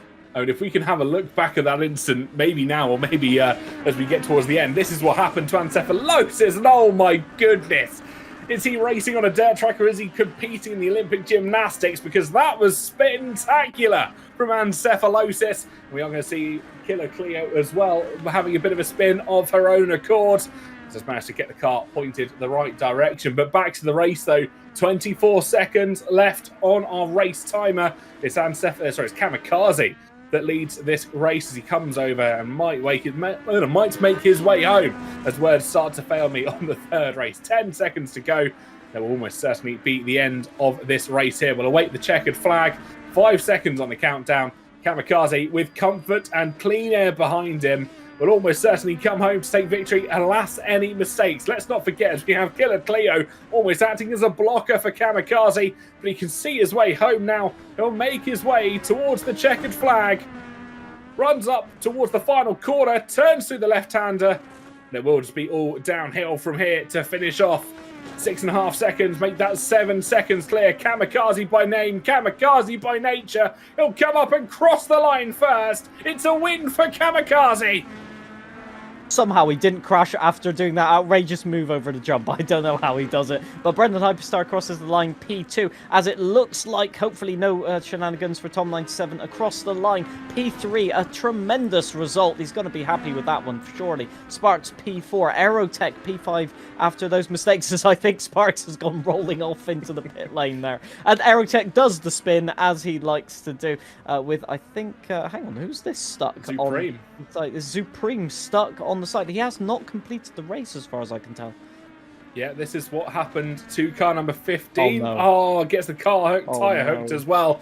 Similar to what we saw from Punji slightly earlier on, but in an incredibly more low-speed scenario. And I think he's trying to free his car with some assistance from Killer Cleo. And they have got the car cleared. That is absolutely fantastic teamwork between the two of them. It reminds me of the midpoint of Cars 1. You've got the King just off into the grass and the gravel. Lightning McQueen stops and just pushes them and nudges them forwards to make sure they finish their last race. Wow, that reference made me feel old right there, TK. But yeah, I love it. Incredible stuff. So let's have a confirmation of those results. Kamikaze P1, finally, he'll say, with Brendan Hyperstar yet again so close, but in P2. Tom97, great result, P3, with Sparks P4. Aerotech, a little bit disappointing, I think, from his side. He had the pace, but not the consistency, with Altakaman P6. Love 46 P7, Blueberry P8. Fastest lap of the race, but not the consistency there either. Elzandriani P9, Supreme TV P10. And then we'll wait for the bottom 11 as well, just to tick over through 16. And we've got Alex Gillen in 11th place. Killer Cleo finishes in 12th after giving that nudge up to Supreme TV. It's Ancephallosis that finishes in 13th after one of the best spectacular flips that I've seen in these Legends cars in an absolutely long time. Punji finishes in 14th, one place down from what he claims is his lucky number. And 15th goes to Matt 212 after his excursion off into the side of the raceway. Well, folks, we've had 3 races here so far. We've covered dirt ovals, we've covered roads, and we've covered dirt roads. We leave one of regular ovals, and I believe we're going to get Tom 97 in for a chat to see how his race went, finishing, of course, up in P3. Tom, how did that race go? Podium for yourself here. Lovely jubbly. Learning on the job. Learning on the job. How difficult was that? Because you're going from, obviously, you're more used to circuit racing on tarmac, so going gravel and no traction control, nothing to help you out, and insane jumps with the car that, as far as we could tell, has no suspension. That's more or less what it feels like. I was telling everyone in the race, I'm so used to clockwise circuits, so my left shoulder tends to be the one that works. So right now, I'm just feeling my right shoulder like crazy from all the anti-clockwise and just constant left turns. So yeah, although the first 2 races went terribly, but this car is a proper challenge. I'm just learning on the fly constantly, every single lap. It's one that really likes to bite you when you make even the most minor of mistakes on it. I think both myself and Nick can say that as our time from the unsafety car drivers. I couldn't imagine trying to drive it in a competitive series, especially on dirt roads. But we spoke to Aerotech at the end of, I believe, race 1, and he was saying how the VC kind of came alive. The chat that you all were in kind of came alive after the races. I'm hoping that you're kind of undeafened in there. Was it a very similar attitude at that race as well? It was. I've been undeafened the whole event. Like, I'm just laid back, having some fun. It was really awesome. The vibe was really awesome. That last one was meant to be like the death track, and it ended up being like the most fun, lively, active VC. And yeah, really awesome. Like, I don't know also how much you got with that battle with I had with Sparks at the end there. That's like a battle for the podium, also a battle for P4 with a few others.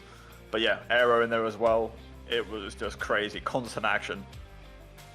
Wanted to ask as well, how panicked were you when you went over the jump twice in the race and saw Aerotech stopped right in front of you, spun around? Yeah, luckily I didn't see him until it was too late. so there wasn't much time to really process it or react it. Second time though, I was a bit more gutted because I thought I was doing really well and I thought I'd get overtaken by a bunch of people. Luckily, the pace car came out and we both got bailed out on that one. So yeah, it's pretty scary when you're even just like letting lap traffic through. You're just cruising over the bumps, and if someone who's trying to unlap themselves loses control over the bump, you're not safe. It just, you have to constantly look out and watch out.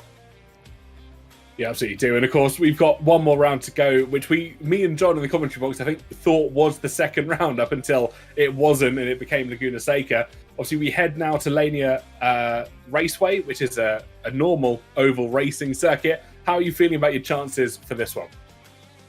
Well, I actually quite enjoyed the gravel oval. Figured that one out. But this is going to be another new experience because we're putting that knowledge into tarmac again. So yeah, based off Laguna, I was actually quite surprised how the car drove. So yeah, I'm not sure if I'm meant to drift this one or actually drive it normally. There's a lot to learn and I don't have very long, so I better figure it out. I look forward to seeing you try all of that stuff. Yeah, I look forward to trying to survive. Amazing stuff. Best of luck, Tom, and I'm sure we'll see you after the race as well. Thank you, thank you. Well, I'll share some advice for you folks at home, and if anyone is watching the stream. And Tom did rightly say he wasn't sure if you want to drift these cars. No, you don't. Not on this sort of oval. You want to, in the words of Doc Hudson, I'm going to make another Cars reference. Yeah, I'm going to make another Cars reference. You've got to drive it in deep and hope it sticks. And that is the attitude that you've kind of got to have on these ovals, especially with the Legends cars here. Does that count for using other people as the banking to try and get you to turn? Okay, that sounds good. Oh my goodness. Well, we already had confirmation that the car could do a kickflip. This is just testing that they're doing at this point. So, iRacing staff, you've got new information about your Legends car. Yeah, they're actually trying to rack up bonus points in terms of the max level that they can try and achieve. I've heard a kickflip is bonus points if it's then followed by a barrel roll, of course. Yeah, you've got to get the combo going, That's how you get the points multiplier, which is very important for a race where no points are big. Anyway, moving on. We have got just over a minute left in practice. All of our drivers, I would say, trying to achieve the 900, but I don't think that's very much possible in the cars that love to self-right themselves a little bit more than most, especially in the sim of iRacing. The Legends cars love trying to point whichever direction you don't want them to point in. But we have got those just getting... Oh, sorry. Sorry, I just... well, there you go again. I just wanted to point out the tyre traces on all of the corners. There's about 10 different lines where you just see a car spinning off and smoke on every single exit of the corner. Sorry to interrupt you there, TK. No, all good. I was just going to say, we were just seeing how the drivers are kind of learning the circuit as they go. Sparks goes spinning around, manages to peel off to the inside of the raceway. Fastest lap by Blueberry, 15.2 seconds. We could expect that to get even quicker, probably in towards the 14s, as that's 24. That's how Cephalos's getting sent back to the pit lane.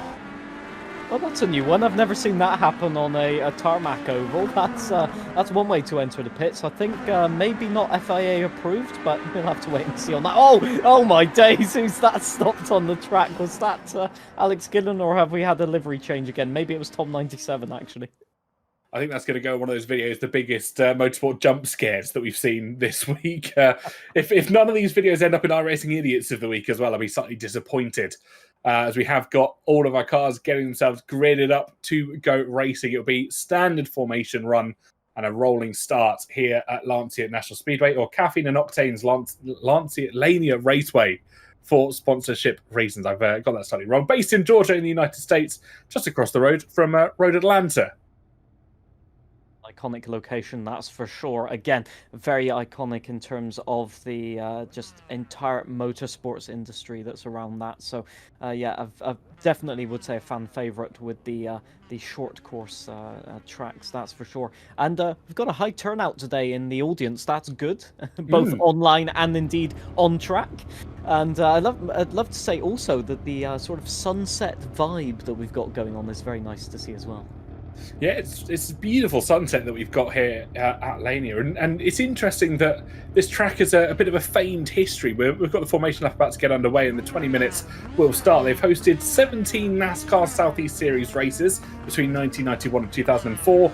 It's hosted 2 NASCAR Wheeling Southern Modified Tour events, one in 2008 and one in 2009. And it also hosted weekly NASCAR Wheeling All-American Series races back in its time under pressure. But it also is the only short oval bank paved track within 50 miles of the city of Atlanta. So it is a major hub for grassroots drifting and competition driving within the state of Georgia and across the southeastern United States.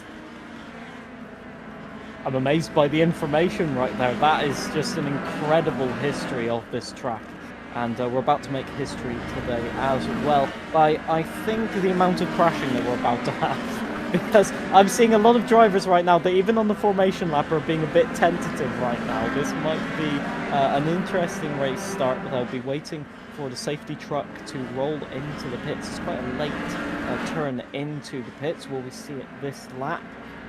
And there we go, off, and they are going green flag racing here as we get our last race underway then, as Top 97 leads the pack once again into turn 1, as we have a very brief wait to see any cars through that turn. Oh, Tom nearly going for a spin. That's Killer Cleo spinning around, as well as someone else, may have been Kamikaze, as we have just tire smoke to look at the moment, and Killer Cleo is going all the way back to the back of the pack, and that's Matt Wood 2-1-2 on the roof again. I don't know if that was an intentional little love tap from Killer Clear there, or if it was just you sent me off the track, as that was another car we see on their roof. Safety truck has been deployed after 35 seconds of racing here. I think that has to be some sort of circuit record that we've had, but the safety truck is back out. Fastest lap has been set under the safety car for 15.898. Tom 97 still leads from El Zindriani, Love 46, El Taco Man. But I think understandably, when we've had a first lap crash like that and a car on their roof, understandably, race control have called the race to a slow. I think it was Brendan Hyperstar that went around, not Kamikaze. They have the same sort of white liveried car. So, yeah, unfortunate for Brendan Hyperstar. But look, there's so many instances where you can make your way. Collision behind the safety car there. That's Alex Giddon, I think, that's gone round. Or Zupreme. That must have been Zupreme going round. But that is very unfortunate. As I think just a little bit of braking action. And they have not calculated that one correctly, that's for sure. Not at all. I think a few drivers just getting accustomed to the new brake zones, let's put it that way. Now we're back on asphalt racing. The tyres somewhat more slick compared to what they're used to, as that's Matt 212 just unlapping themselves.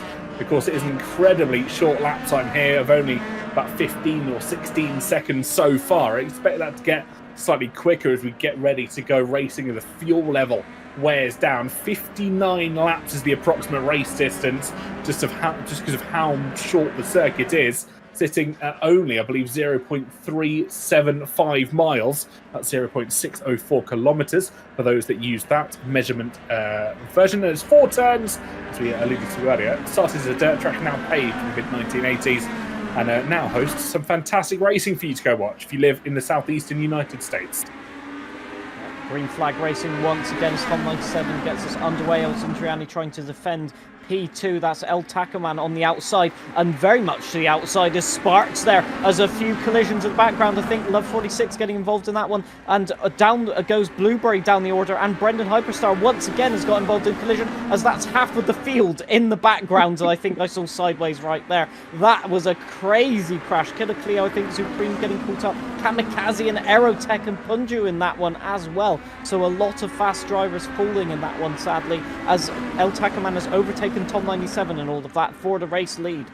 Yeah, we had another car on their roof. I think that was Brendan Hyperstar that got caught out this time, and you just how susceptible these cars are to rolling around. We've got a replay to be able to show you. That's Alice Gillen with the sideways punt in towards Supreme TV. That's Kamikaze, Brendan Hyperstar, Aerotech, and I think that's Love 46 as well, getting caught up in that carnage and chaos, but no disputing who might have caused that earlier contact. It's the red and yellow car of number 77, Alex Gillen. It went bowling a little bit, and he's gone bowling again, collecting Tom 97. They've got tagged between and they got the bodywork latched onto each other. That's cost them multiple positions. Alex Gillen all the way down to P7, but Tom 97 P9 has managed to rejoin. No, still stationary a little bit, hoping to rejoin. Hopefully not a lap down, but yeah, unfortunate timing. This is a car you have to have a lot of confidence in. You have to keep the throttle through the corner. A little bit of braking on the entry, like trail braking, but to make sure it doesn't understeer, you have to keep a lot of throttle. And the problem with that is if you're committed to the corner and you have more speed than the car in front, it's going to cause disaster if you don't back out of it. And you have to have that knowledge of the track, which certain drivers won't have. And we've got a crash. This was the crash, then replay. Alex Ginn just getting stuck after tagging Tom 97 and then spitting Tom 97 out onto the apron on the inside, and he had to get all of his momentum back.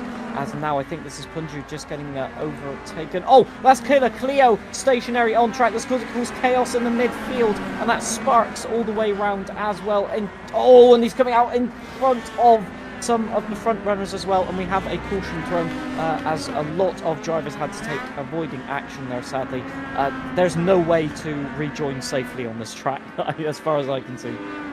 No, what is a safe rejoin here at the Lania Speedway? I don't think it exists. There's not enough room to be able to get your car off to safety, especially when you may collect another car at incredibly high speeds like we just saw.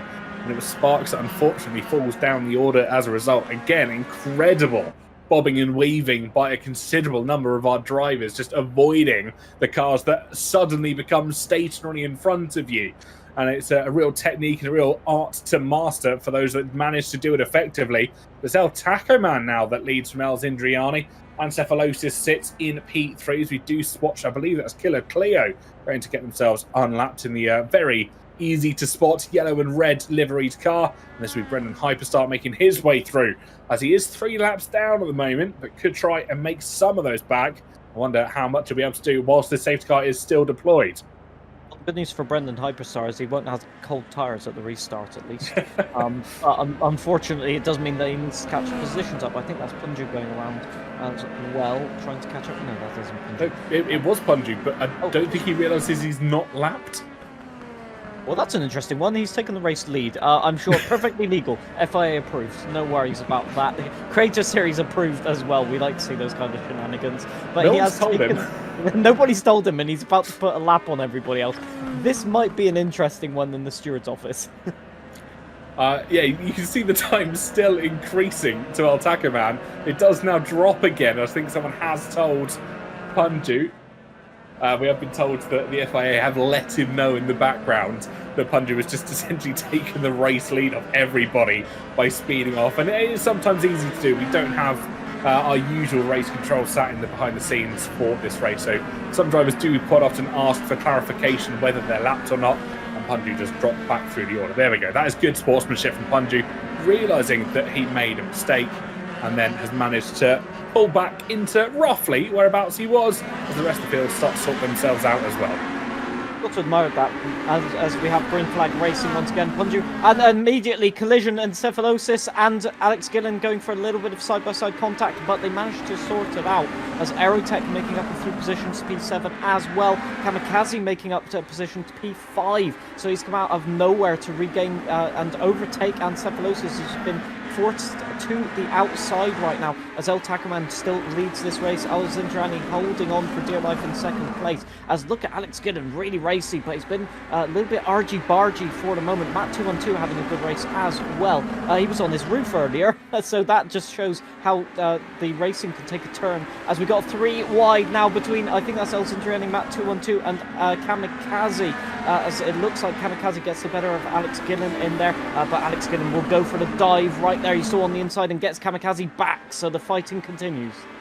Does indeed. Alex Gillen has got a new fire in his heart to want to try and dispatch Matt 212. I think there's a little bit of carnage to spin further back. Lots of cars involved with that. One of those will be Aerotech car number 3. I think Sparks and maybe Brendan Hyperstar caught up as well as Punju dropped through the order. You can see Aerotech really trying to come back on himself. Replay of what exactly happened. It's a 3-way battle. Ancephalosis, Punju and Aerotech there getting caught up, and that's Sparks, I believe, down at the bottom, just colliding with Punju's spinning car. Nothing he could have done there to avoid that. As Punju, I believe, is taking another spin and remains stationary. Oh, that's club 46.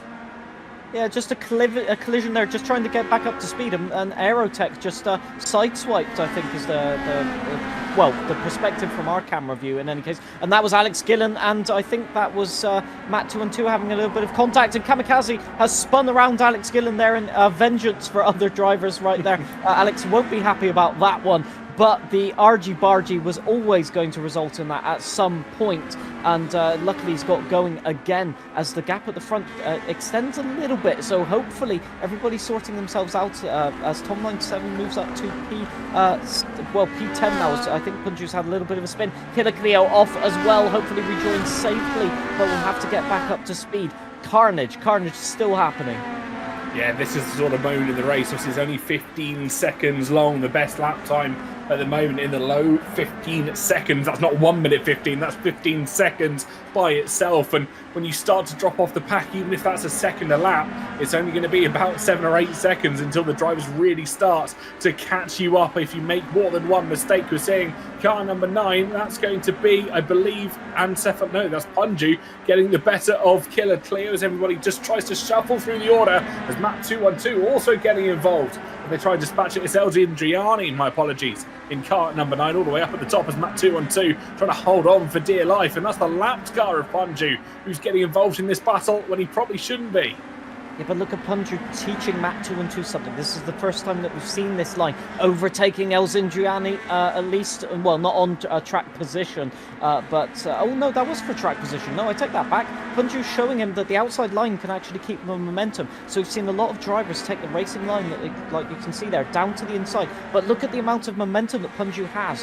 Sometimes you don't take the racing line just to conserve all of that momentum, conserve the gear, power around the outside, and look at the demonstration that Punju is giving right now. He might be a lap down, but he's definitely got the spear. Alex Gillen gets past Ancephalosis as well on his charge back, and for Blueberry, it's a case of trying to catch, and that is Ancephalosis sideways as well. Something's gone on right there. He's managed to get to the inside and not take out anybody else. A good recovery right there, but these collisions are happening left, right, and centre. A round goes. I can't see who that is. Is that Kamikaze round? I think it might be. It was one of the white liveried cars. Yes, Kamikaze there. Car number 16 gets himself righted. I think we're going to need an air filter at this Motorsport Parkway as it stands, because the amount of tyre smoke that's being kicked up through the course of only this 20-minute race is somewhat astronomical. Car number 41, that's be Blueberry, trying to hold off Supreme TV, or should I say attack against Supreme TV, as they make their way in towards every corner, doing similar to what we saw with Punju and Sparks last time, Matt 212 last time out, and just trying to figure out the quickest way. Blueberry to the inside as we cut away to Matt 212, trying to hold on Punju, and Blueberry gets the place done whilst they're off camera. Fantastic stuff from Blueberry. I was convinced that was a crash then. Blueberry just sent it, and I was convinced that was going to end in tears, but it was a magnificent send. Let's see if we can get a replay. So just going to the outside, forcing El Zindriani just to defend, or that was Supreme actually, I think, and just tapping a little bit, but got the apex speed, and that was a very good overtake right there as Blueberry does indeed try and chase down El Zindriani right now. But yeah, in terms of the track, if the spectators said they loved the smell of burning rubber, I think this is somewhat what they had in mind, but maybe not quite, as the cars still go for spins from time to time. Now everybody's sorting themselves out now and having, I would like to say, somewhat clean battles as Blueberry gets past El Zindriani for P3, as we had a battle between Sparks and Ancephalosis as well, so everything heating up. And look at Killer Cleo around the outside, conserving all of that momentum. El Tacoman under pressure from Matt 212 on the inside. Yeah, I think that's Killer Cleo actually trying to stay out the way of the lead fight. You can see Matt 212 really putting pressure on El Taco Man. Car number 13, that's Punju, really trying to push Matt 212 forward. That's a spin further round. I think that might be Ancephalosis, who's had a bit of a spin. As Supreme TV and El Zindriani having a good scrap in amongst themselves in the background of your shot. But the main race lead still to be disputed. We've got a safety car coming out though, with 6.5 to go in this race. This could spice things up, and someone can tell Punju he now can unlap himself. This is to clear the tire smoke that's lingering around the track, of course.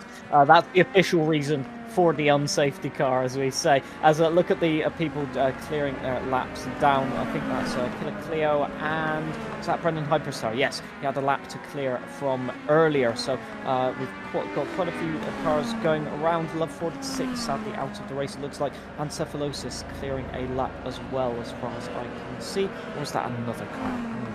Interesting. Not quite sure on that one. No, not quite sure which way it's going. Tom 97 gets past Kamikaze under the safety car period, so moves himself up to 7th place. And Brendan Hyperstar, the only other driver that's made their way into the pits in this race. They went in about 9 or 10 laps in to the racing. They've done 36 laps on a set of tyres so far compared to everybody else's 46. So they may have a bit of advantage as we come towards the later stages, especially now that they've cleared their laps down. They may have the fresher tyre advantage. We need a Lightning McQueen charge through the pack, like in the movie. We're continuing the Cars references at this point, TK. And yeah, I'd love to see that. That would be so cinematic experience right there. But for El Tacoman, he'll want to complete this race distance as it has panned out now for at least the last 10 minutes. He's just been supreme at the top, but Matt 212 has put in a great performance so far. Brendan Hyperstar, I think, has done 1 lap too many, so the exact same thing has happened once again. As they've got very enthusiastic. Somebody needs to remind him that he is A, not Punju, and B, now leading the race round here at Lania Raceway. So I think Brendan Hyperstar will have to drop back to where he was just mere moments ago. If not, he's just completed one of the best overtakes that I think I've seen in a very long time, as everybody else gets themselves sorted out in a motor field. And there we go, does slow down at the first time of asking, and we'll peel back. But you can see just how far ahead of the safety car he is. He's going to have to wait there. He's literally halfway round the circuit, which is about 7 or 8 seconds up the road. So he'll have to kind of park for at least 30 seconds or so until he gets back in his correct order of the safety car restart. Just under 4.5 to go here in Georgia, United States, for the final race of our Legends Across the Licenses event here in the Creator Series iRacing Summer Shake-Up for the first season of iRacing that we've been doing. And I mean, if you've enjoyed it so far, why not leave a follow on all of the social media accounts? Drop us a like, drop us a subscribe if you're feeling generous as well. And don't forget to check us out on all the social medias. But for the time being, we're about to go green flag racing as El Taco Man takes us to the line. 3.5 to go in this race. El Taco Man leads, but 2-on-2 in second, with Blueberry challenging in third to the inside as they make their way through the laps, as they count them down inside their heads. Blueberry still trying to put a button on spin further back, but well recovered. And I believe that would have been Sparks just trying to hold on. I think that was Sparks and Punju having a bit of a crash. Somebody off Tom 97 has spun round there. I think he got tagged by somebody, maybe by Alex Gillen, looks like, in that vicinity there. But yeah, collisions happening as El Tacoman seeks to defend still from Blueberry. It's getting very, very tense on the front. Blueberry does have the ultimate pace by that fastest lap. But here comes Alex Gillen up the inside as well. Can he get any traction? No, just not enough to get past Supreme. And a huge tank slapper from Alex Gillen. Lost momentum, and he's dropping like down the order, dropping like flies. Yeah, not the best race at the moment that he'd like to try and hold on to. Els Indriani, though, sat in P6, looking on the back of Alex Gillen by the barest of margins. You can see Gillen not having the best of race. Punju gets the better of Brendan Hyperstar. Massive crash further back as you see smoke getting thrown up. Els Indriani getting caught up, I think, Killer Cleo as well. Oh, and tagged at the front as well. El Taco Man's been tagged and is going spinning around, and that is all the way down to P10, trying to rejoin, having to get the car spun around. Such a difficult situation. Let's see if we can get a replay of that. So Blueberry to the inside. El Taco Man gets a bit of oversteer and just turns into the path of Blueberry. Not much Blueberry could have done, but not much El Taco Man could have done either. Such an unfortunate event. Matt 2-on-2 now promoted to P2, trying to defend from Supreme. Alex Gillen looking very feisty there in P4, looking to take that podium position away from either of them as they battle. Blueberry just taking the car lengths now, just trying to get that little bit of a buffer zone as we've got Killer Cleo on the outside once again. Yeah, back marker of Killer Cleo again, just staying out the way, not wanting to get involved. And it's a great bout of sportsmanship from Killer Cleo. It's not the first time we've seen it in this race. Alex Gillen almost goes steaming in to the back marker, but we've got the front four, Blueberry, Matt 212, Supreme TV and Alex Gillen. We've got Brendan Hyperstar, who's made up 5 positions already in about half the time that he needs. He could still be on for a 10th to first here in this race after being on the freshest tyres. The question will be in terms of longevity of those 9-lap fresher tyres, but Blueberry at the moment half a second clear with just over a minute to go. His team radio will be pick a line and stick with it. Will Brendan Hyperstars, and he'll go for it and see what he can do. But for the moment, Matt 212 making a valiant defence, can't get close enough to Blueberry to challenge for the lead, but Supreme can't find a way past Matt 212 either. Supreme taking a little bit of a deeper line into the corners to try and get that apex speed, but Matt's just planting it on the apex, a little bit wide there though as the gap increases for the lead, and Alex Gillen is dropping off a little bit here. I think he had a little bit of a scary oversteer moment, but the gap in the background with Brendan Hyperstar and Kamikaze fighting out is no less intense as we have Matt 212 and Supreme, I think, side by side as well, battling. They are definitely side by side now. You can see them just peek into the camera there as Matt 212 defends, but Brendan Hyperstar and Kamikaze, I think, was up the inside there. So we've got more challenges, and this is heating up now with 25 seconds on the clock. 25 seconds indeed, down to 20. That's at least 2 laps of this circuit for it all to be decided here. Blueberry looks like they could be running away with it. It's over a second back to Matt 212, who would have been hoping that things would have gone his way slightly more. We come round the what will be the penultimate corner here. Will they cross the line before that timer runs out? That'll be the question. I don't think they will. It's going to be the final lap. We've got 1 to go. Blueberry has to survive 1 more lap. They didn't quite cross it in time. So Matt 212 has got a final battle ready. Supreme TV, though, to the inside, trying to steal second place. Can they do it? I don't think so, as the outside line seems favourable. It's the checkered flag that flies. 4 races, 4 winners as Blueberry wins here at Lania. Just absolute cinema, I'll say it once again. They all had their battles, they all had their little moments, but that was peak entertainment from all of our racers there. I'm sure they had an absolute blast. I'm sure some of them are losing their voices in their own Discord chat right there. Incredible stuff. And for Blueberry, finally a win on the board, it must be said. Matt 212 having a great result after such a disappointment last race, and indeed the previous races. Just everybody had their bit to play in all of these 4 events. They certainly did. Each sort of format favoured a driver more than the next, and this is your complete rundown after 66 laps here at Caffeine and Octane's Lania Raceway. It's Blueberry that wins from Matt 212 from Supreme TV as your top 3 here this afternoon. Alex Gillen finishes in 4th with Kamikaze in 5th. Aerotech finishes 6th with Brendan Hyperstar, unfortunately falling a couple of places to finish 7th. Punji finishes in 8th with Sparks in 9th and Tom 97 finishing in 10th place. It's then 11th place for Els Indriani when we head on towards the second screen. It's 12th place for El Taco Man after he led so much of this race. Couldn't quite convert it at this time of asking. And Cephalosis finishes 13th with Killer Cleo in 14th, and then Love 46 and Chesnoid Gaming bowing out after 27 laps and 40 laps respectively for our drivers at the bottom. But what an event we've just had. 4 different licenses, 2 different cars, and a whole heck of carnage. I hope you at home have enjoyed that quite as much as I'm sure me and John have up here in the commentary box. And if you could hear our producer in the background, probably as much as our producer enjoyed it as well, with the chuckles that he was sending through our earpieces. Yeah, I can guarantee you he's had his microphone muted for about 5 minutes now with all the laughing he's done. I mean, it's been so wall-to-wall racing action that my voice is on its limit as well. It's just so entertaining. I must think the drivers have had a hell of a time, and indeed our audience as well, because that was just amazing, just from the green flag to the checkered flag. It was certainly one of those, well, I was going to say one of those races, but 4 of those races that really give you a good time, really remind you about the community spirit, and just it's not here for points, it's here for funsies, as Punju love to say. It is that community spirit where you can sit in VC, as all of our drivers have attested to.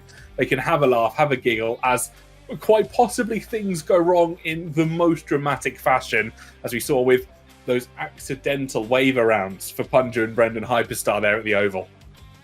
Yeah, we've had accidental wave arounds, we've had kick flips, we've had 180s into other cars, we've had smoke screens, we've had a lot of those as well. Yeah, this has been pretty entertaining and a pretty complete demonstration of what can happen sometimes in racing and sometimes what shouldn't happen in racing, but we're all here for it in the Creator Series. Certainly are indeed. Well, speaking of Punju and his accidental wave around that he's had there at the Oval, we're going to bring him in for an interview and a chat. Let's see what he has to say to us. Mr. Punju, welcome in after what was quite possibly one of the most fun events that I've ever commentated on. Talk us through how it was from your point of view. Oh, hello. Thank you, guys. That was the race of all time. That was amazing, dude. I mean, like, I knew it was going to be silly. I knew it was going to be wacky. I knew it was going to be crazy, but I didn't know it was going to be that good and silly and wacky and crazy. Thankfully, there are safety cars, and those are a real thing because those were very needed. And honestly, yeah, I'm just glad that everybody was having a bunch of fun. I don't think I've ever heard that much laughter in a voice chat. So, yeah, it was great. What point did the laughter turn to screaming and panicking in that last race? Because that was just absolutely... As soon as one driver gets spun round, 10 of them just go. See, you know, it's funny, like, Arrows said right before the race, he's like, you know, I have a feeling this last race is actually going to be the most chaotic of them all. I'm like, no, what are you talking about? It must have been Wild West. No way we could top that. Somehow we did. Honestly, it, like, somehow didn't actually turn into screaming. It was just hilariousness, and yeah, I could tell everybody was having lots of fun, and yeah, that was really, really good. I want to talk about that incident that you had at the dirt road track where I think in the nicest possible way you managed to tie a hook onto a sponsorship board. I want to know what that looked like from inside the car, first of all, and how panicked were you? Well, I had already towed once that race, and I was like, oh, this race is a little unfortunate, yeah, but let's just keep on driving it. I come over that jump, I don't know why, just the suspension said not today, and just yeeted me to the right through the pit lane, and I really did not think I was going to end up over that wall either. I was a little worried. I was like, oh, I might go over it and get towed. But nope, just get hooked, and I was like, okay, I guess I'm going to hang out here for a minute, because no way anyone's going to bump me out of this, and that's where we were. Became part of the dynamic sponsorship of the track. Very innovative, that I will give you that. That I did. Look at me go. Giving good placements. Look at me. Yeah. I mean, talk us through, obviously we've had 4 races today and you've said just how much the VC were alive in terms of laughing and quite possibly crying as well at many points. If you had to pick one race out of the 4, what would have your favourite have been? Ooh, that's a tough one actually. Favorite out of the 4 could be the final one. Actually was really, really, really good. Or Wild West. I mean, Wild West, that was a car track combo that deserves to never have been done, yet we decided to do it anyway. So I like that for sure. Well, I think, Punju, we'll let you head off and enjoy what is the rest of your afternoon, probably over there in the US. And as always, pleasure to speak to you and great to have you on. And thank you for this carnage and chaos that you came up with. And we've let him drop off there. I'm out of here. Well, we're going to go from one interview straight to our winner of race 4. We've got Blueberry in for an interview, and I can only say, what a race to win at the final time of asking. How are you doing, Blueberry?